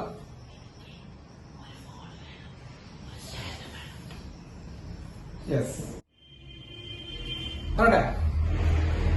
യെസ് മക്കളെ, ഇതാണ് പ്രോട്ടോൺ സൈക്കിൾ. അതായത് നമ്മുടെ സ്റ്റാർസില് എനർജി ഉണ്ടാകുന്ന പ്രോസസ്സാണ്. സണ്ണ് കേട്ടാ, സൂര്യനില് എനർജി ഉണ്ടാകുന്ന ന്യൂക്ലിയർ ഫ്യൂഷൻ പ്രോസസ് ആണിത്. പ്രോട്ടോൺ സൈക്കിൾ എന്നാണ് പറയാം. അപ്പൊ പ്രോട്ടോൺ സൈക്കിളാണ് നമുക്ക് ആവശ്യമുള്ള ഒരു ഭാഗം എന്ന് പറയുന്നത് കേട്ടോ. പ്രോട്ടോൺ സൈക്കിളാണ്. സിമ്പിൾ ആണ്, ശ്രദ്ധിക്കാം. എന്താണ് proton cycle? H11 plus H11 protium plus protium. H11 plus H11 ഒരു H12 ഉണ്ടാവും നമ്മളെ. H12 എടാ H12 ഉണ്ടാവുന്നു. H12 അറിയാലോ, 2 വന്നു കഴിഞ്ഞാൽ ഐസോടോപ്പൽ അല്ലേ? യെസ്. ഒരു positron plus neutrino plus 0.42 mega electron volt energy. ഇതാണ് ഫസ്റ്റ് സ്റ്റെപ്പ്. അപ്പൊ H11 plus H11 gives H12 plus positron plus neutrino plus 0.42 mega electron volt energy. ഇതാണ് ഫസ്റ്റ് സ്റ്റേജ്. അങ്ങനെ ഇവിടെ ഉണ്ടാകുന്ന പോസിട്രോൺ ഈ പ്ലസ് അപ്പൊ തന്നെ ഒരു ഇലക്ട്രോണുമായിട്ട്, ഞാൻ നിങ്ങളോട് പറഞ്ഞിട്ടുണ്ട്, ഈ പോസിട്രോണും ഇലക്ട്രോണും ആന്റി മാറ്റേഴ്സ് ആണ്. കണ്ടു കഴിഞ്ഞാൽ അപ്പൊ തന്നെ സ്നേഹം, അവർ തമ്മിൽ അഗൈതവുമായ സ്നേഹബന്ധമുള്ളത് ഈ പോസിട്രോണും ഇലക്ട്രോണും തമ്മിൽ. അപ്പൊ പോസിട്രോൺ അപ്പൊ തന്നെ ഇലക്ട്രോണുമായിട്ട് കമ്പൈൻ ചെയ്ത് നശിച്ചു പോകും. ഗാമ ആൻഡ് ഗാമ, രണ്ട് gamma radiations of energy 1.02 mega electron volt. ഈ സ്റ്റെപ്പ് നിങ്ങളൊന്ന് പഠിച്ചു വെക്കണം. ഈ സ്റ്റെപ്പ് അനിഹിലേഷൻ എന്നാണ് ഈ പ്രോസസ്സിന്റെ പേര്. അതായത് ഒരു മാറ്ററും അതിന്റെ ആന്റി മാറ്ററും കൂടി ചേർന്ന് ഇല്ലാതായി പോവുക. ഈ പ്ലസ് പ്ലസ് ഈ മൈനസ് കണ്ടാ, ഈ പ്ലസ് പോസിട്രോൺ അതിന്റെ ആന്റി മാറ്ററും ഇലക്ട്രോൺ. അപ്പൊ ഇലക്ട്രോണിന്റെ ആന്റി മാറ്ററാണ് പോസിട്രോൺ ഉണ്ടാവും. ഇലക്ട്രോണും പോസിട്രോണും കൂടി ചേർന്ന് നശിച്ചു പോയിട്ട് രണ്ട് ഗാമ റേഡിയേഷൻസ് മാത്രം ഉണ്ടാവുന്നു with liberation of 1.02 mega electron volt. അപ്പൊ ഈ ഡാറ്റ നിങ്ങളോട് പരീക്ഷയ്ക്ക് ചോദിക്കാം. ഒരു പോസിട്രോണും ഒരു ഇലക്ട്രോണും കൂടി ചേർന്ന് ഉണ്ടാകുമ്പോൾ എത്ര എനർജി റിലീസ് ചെയ്യും മക്കളെയോ? 1.02 മെഗാ ഇലക്ട്രോൺ വോൾട്ട് റിലീസ് ചെയ്യും. അനിഹിലേഷൻ എന്നാണ് ആ പ്രോസസ്സിന്റെ പേര്. എന്താണ് annihilation? Matter plus anti matter gives energy. ഒരു മാറ്റർ ഒരു ആന്റി മാറ്റർ ആയിട്ട് കമ്പൈൻ ചെയ്ത് കഴിഞ്ഞാൽ ഒരു gamma radiations with liberation of energy. അതാണ് ഇവിടുത്തെ രണ്ടാമത്തെ പ്രോസസ്. ഇനി ഇവിടെ ഉണ്ടാവുന്ന ഡ്യൂട്ടീരിയം H12 ഇവിടെ ഉണ്ടാവുന്ന H12 വീണ്ടും ഒരു പ്രോട്ടിയം H11 ആയിട്ട് കൂടി ചേർന്ന് എന്തുണ്ടാവും മക്കളെ? He23 helium gamma plus 5.49 mega electron volt കേട്ടോ. 5.49 മെഗാ ഇലക്ട്രോൺ വോൾട്ട്. ഇവിടെ ഉണ്ടായ He23 മക്കളെ, ഇവിടെ ഉണ്ടായിരുന്ന He23 രണ്ടെണ്ണം കേട്ടോ. He23 രണ്ട് He23കൾ കമ്പൈൻ ചെയ്ത He24 നമ്മൾ സാധാരണ കണ്ടുപിടിച്ചിട്ടുള്ള helium He24 plus H11 plus the liberation of 12.86 mega electron volt energy. ഇതാണ് 4 പ്രോസസ്സുകൾ. ഈ 4 പ്രോസസ്സ് വഴിയാണ് സൂര്യനിൽ നിന്നുണ്ടാവുന്നത്, സണ്ണിൽ നിന്നുണ്ടാവുന്നത്, സ്റ്റാർസിൽ നിന്നുണ്ടാവുന്നത് എനർജി പ്രൊഡ്യൂസ് ചെയ്യുന്നത്. അപ്പൊ ഒരു തവണ കൂടി സാറ് പറയാം. H11 പ്രോട്ടിയം സാധാ ഹൈഡ്രജൻ, H11 കൂടി ചേർന്ന് H12 deuterium plus positron plus neutrino plus 0.42 mega electron volt energy. ഇനി ഇവിടെ ഉണ്ടാവുന്ന ഈ പോസിട്രോൺ അപ്പൊ തന്നെ ഇലക്ട്രോണുമായി കൂടിച്ചേർന്ന് രണ്ട് gamma with liberation of 1.02 mega electron volt energy. ഇനി ഇവിടെ ഉണ്ടാവുന്ന ഡ്യൂട്ടീരിയം H12 വീണ്ടും ഒരു പ്രോട്ടിയം H11 കൂടി ചേർന്ന് He23 ഹീലിയമാണ്, പക്ഷെ സാധാ ഹീലിയം അല്ല. He23 plus gamma plus 5.49 electron volt. അങ്ങനെ രണ്ട് He23 രണ്ട് He23കൾ കൂടി ചേർന്ന് He24 H11 plus 12.86 mega electron volt. ഇതിന് നാലാമത്തെ സ്റ്റെപ്പ് നിങ്ങളൊന്ന് ഫോക്കസ് ചെയ്തേ. ഒന്ന് ഫോക്കസ് ചെയ്ത് കഴിഞ്ഞാൽ തലയ്ക്ക് ബോധമുള്ള കുട്ടികൾക്ക് മനസ്സിലാവും. നാലാമത്തെ സ്റ്റെപ്പിൽ രണ്ട് He23 ഉണ്ടാവുന്നുണ്ട്. He23 പ്ലസ് He23 അല്ലെ, രണ്ട് He23കൾ കൂടി ചേർന്ന നാലാമത്തെ സ്റ്റെപ്പ് ഉണ്ടാവുന്നത്. മൂന്നാമത്തെ സ്റ്റെപ്പിന്റെ അവസാനത്തിലാണ് എന്തുണ്ടായത് മക്കളെ? ആലോചിച്ച് നോക്കടാ. മൂന്നാമത്തെ സ്റ്റെപ്പിന്റെ അവസാനത്തിലാണ് He23 ഉണ്ടായത്. കാണുന്നില്ല എല്ലാവരും? He23 ഉണ്ടായത് മൂന്നാമത്തെ സ്റ്റെപ്പിന്റെ അവസാനത്തിലാണ്. ആ നോക്ക, മൂന്നാമത്തെ സ്റ്റെപ്പിലാണ് He23 ഉണ്ടാവണം. അപ്പൊ ഫസ്റ്റ് സെക്കൻഡ് മൂന്നാമത്തെ സ്റ്റെപ്പിലാണ് He23 ഉണ്ടായത്. എത്ര He23 ആണ് മൂന്നാം സ്റ്റെപ്പിൽ ഉണ്ടായത്? എത്ര He23 ആണ് മൂന്നാമത്തെ സ്റ്റെപ്പിൽ ഉണ്ടായത്? ആലോചിക്കടാ. എത്ര He23? ഒരെണ്ണം ഉണ്ടായിട്ടുള്ളൂ. നാലാമത്തെ സ്റ്റെപ്പ് തുടങ്ങുന്നതിന് എത്ര He23 വെച്ചതാ? നാലാമത്തെ സ്റ്റെപ്പ് തുടങ്ങുന്നതിന് രണ്ട് He23 വെച്ചതാ. അപ്പൊ നിങ്ങൾ ആലോചിച്ച് നോക്കണം, നാലാമത്തെ സ്റ്റെപ്പ് നടക്കണമെങ്കിൽ എത്ര He23 വേണം? നാലാമത്തെ സ്റ്റെപ്പ് കംപ്ലീറ്റ് ആണെങ്കിൽ രണ്ട് He23 വേണം. മൂന്നാമത്തെ സ്റ്റെപ്പ് കംപ്ലീറ്റ് ചെയ്യുമ്പോൾ എത്ര He23 ഉണ്ടായിട്ടുള്ളൂ? ഒരെണ്ണം ഉണ്ടായിട്ടുള്ളൂ. മൂന്നാം സ്റ്റെപ്പ് നടക്കുമ്പോൾ ഒരു He23 ഉണ്ടായിട്ടുള്ളൂ. അപ്പൊ അതിന്റെ അർത്ഥം എന്താ മക്കളെ? ഒന്നാമത്തെയും രണ്ടാമത്തെയും മൂന്നാമത്തെയും സ്റ്റെപ്പ് രണ്ട് തവണ നടന്നാൽ, രണ്ട് തവണ 1, 2, 3 എന്ന് പറഞ്ഞ 3 സ്റ്റെപ്പുകൾ രണ്ട് തവണ നടന്ന് രണ്ട് He23 ഉണ്ടായാലേ നാലാമത്തെ സ്റ്റെപ്പ് നടക്കുള്ളൂ. മനസ്സിലായോ? അപ്പൊ നാലാമത്തെ സ്റ്റെപ്പ് ഒരു തവണ നടക്കാൻ എത്ര സ്റ്റെപ്പുകൾ നടക്കണം മക്കളെ. 4ാമത്തെ സ്റ്റെപ്പ് ഒരു തവണ നടക്കാൻ 1 2 3 എത്ര തവണ നടക്കണം? ആലോചിക്ക്. 1 2 3 എത്ര തവണ നടക്കണം? 2 തവണ നടക്കണം. മനസ്സിലായ? അപ്പൊ 4ാം സ്റ്റെപ്പിൽ 2 HE23 ഉണ്ട്. 3ാം സ്റ്റെപ്പിലാണ് HE23 ഉണ്ടായിട്ടുള്ളൂ. അതോ ഒരെണ്ണം ഉണ്ടായിട്ടുള്ളൂ. ഇവിടെ 2 വേണം. അപ്പൊ എന്ത് വേണം മക്കളെ? ആദ്യത്തെ 3 സ്റ്റെപ്പുകൾ എത്ര തവണ നടക്കണം? 2 തവണ. 2 തവണ നടന്നാലാണ് 4ാം സ്റ്റെപ്പ് ഒരു തവണ നടക്കുള്ളൂ. അപ്പോ സാറിനോട് എന്ത് ചെയ്യുന്നു മക്കളെ? നോക്കട്ട, എല്ലാവരുടെയും സമ്മതപ്രകാരം സാറിവിടെ 2 2 2 2 2 2 ഇൻറ്റു 2 തവണ നടക്കണം. 2 2 2 2 2 ഇൻറ്റു 2 തവണ നടക്കണം. 2 2 2 2 2 ഇൻറ്റു 2 തവണ നടക്കണം. 4ാം സ്റ്റേജ് ഒരു തവണ. ക്ലിയർ ആണോ? അപ്പോ ഇവിടെ ഫസ്റ്റ് ഇക്വേഷൻ 2 കൊണ്ട് മൾട്ടിപ്ലൈ ചെയ്തു, സെക്കൻഡ് ഇക്വേഷൻ 2 കൊണ്ട് മൾട്ടിപ്ലൈ ചെയ്തു, 3ാമത്തെ ഇക്വേഷൻ 2 കൊണ്ട് മൾട്ടിപ്ലൈ ചെയ്തു, 4ാമത്തെ ഇക്വേഷൻ ഒരു തവണ. So the total overall equation, അങ്ങനെ ടോട്ടൽ ഓവറോൾ ഇക്വേഷൻ ഉണ്ടാക്കുമ്പോ എത്ര വരും? ടോട്ടൽ ഓവറോൾ ഇക്വേഷൻ നോക്കാം. ടോട്ടൽ ഓവറോൾ ഇക്വേഷൻ നമ്മുടെ കെമിസ്ട്രിയിലൊക്കെ നമുക്കറിയാം. കെമിസ്ട്രിയിലെ നമ്മൾ എങ്ങനെ അറിയാം? റൈറ്റ് സൈഡിലുള്ള ലെഫ്റ്റ് സൈഡിലുള്ള വെട്ടി കളയും. അങ്ങനെയല്ലേ നമ്മൾ ഉണ്ടാക്കാറ്? അല്ലടാ, നമ്മൾ കണ്ടിട്ടുണ്ടാവും കെമിസ്ട്രിയിലുള്ള ടോട്ടൽ ഓവറോൾ ഇക്വേഷൻ. അതുപോലെ നമ്മൾ എഴുതാൻ പോണോ? ശ്രദ്ധിച്ചിരിക്കും.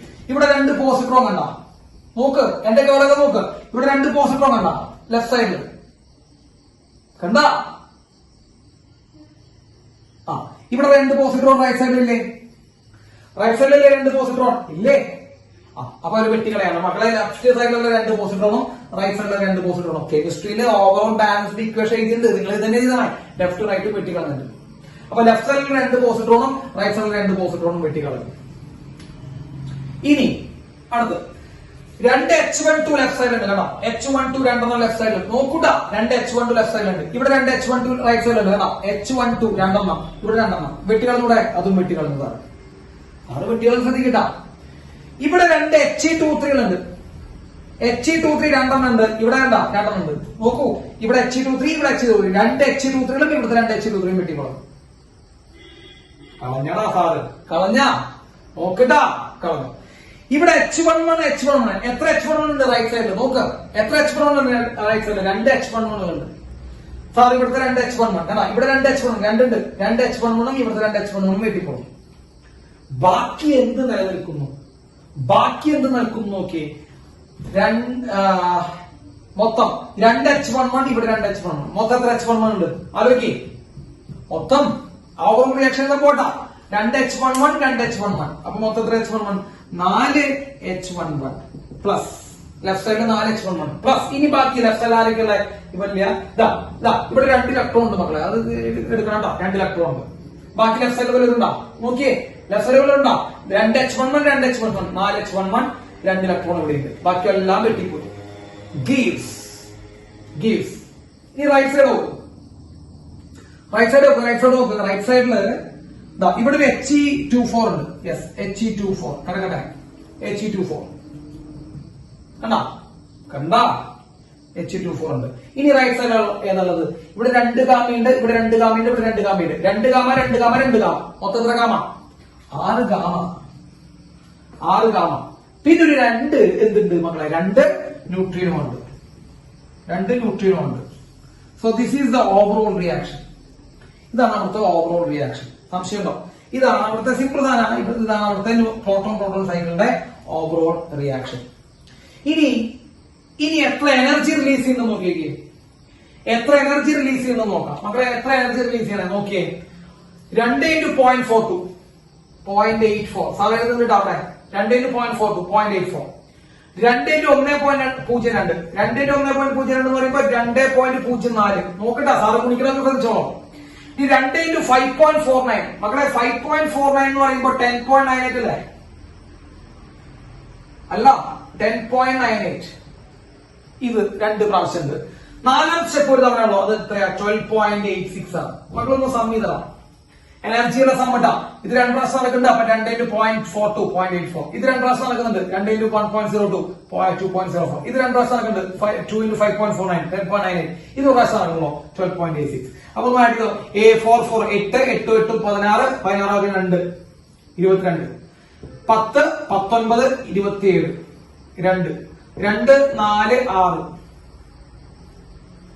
2 26.72 mega electron volt 26.72 mega electron volt കണ്ടോ 26.72 മെഗാ ഇലക്ട്രോൺ വോൾട്ട്. അപ്പോ ഒരു പ്രോട്ടോൺ സൈക്കിൾ കംപ്ലീറ്റ് ചെയ്യുമ്പോൾ എത്ര എനർജി? ഒരു പ്രോട്ടോൺ സൈക്കിൾ കംപ്ലീറ്റ് ചെയ്യുമ്പോൾ എത്ര എനർജിയാ മക്കളെ? ഒരു പ്രോട്ടോൺ സൈക്കിൾ കംപ്ലീറ്റ് ചെയ്യുമ്പോൾ എത്ര എനർജിയാ? 26.72 കേട്ടോ 26.72 മെഗാ ഇലക്ട്രോൺ വോൾട്ട് എനർജി. ഒരു യുറേനിയം ഫിഷൻ നടക്കുമ്പോൾ എത്ര എനർജിയാ? ഒരു യുറേനിയം ഫിഷൻ നടക്കുമ്പോൾ എത്ര എനർജിയാ? 200 കേട്ടാ. അപ്പൊ ഒരു ഫിഷൻ ആണോ ഒരു ഫ്യൂഷൻ ആണോ എനർജി കൂടുതൽ? ഒരു ഫ്യൂഷൻ ആണോ ഒരു ഫ്യൂഷൻ ആണോ എനർജി കൂടുതൽ? ഫിഷൻ ആണ് എനർജി കൂടുതൽ കേട്ടാ. ഫിഷൻ ആണ് എനർജി കൂടുതൽ. ഒരു ഫിഷനാണ് എനർജി കൂടുതൽ. ഓക്കെ, ഇതാണ് പ്രോട്ടോൺ സൈക്കിൾ. ഡൗട്ട് ഉണ്ടോ?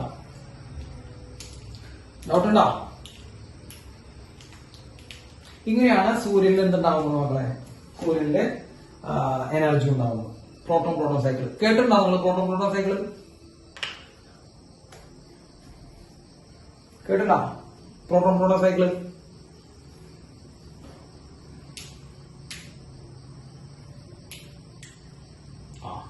കുഴപ്പമില്ല. അപ്പൊ പ്രോട്ടോൺ സൈക്കിൾ ഇതാണ്. Yes, so that's the end of the chapter. ആ പരിപാടി അവസാനിച്ചു.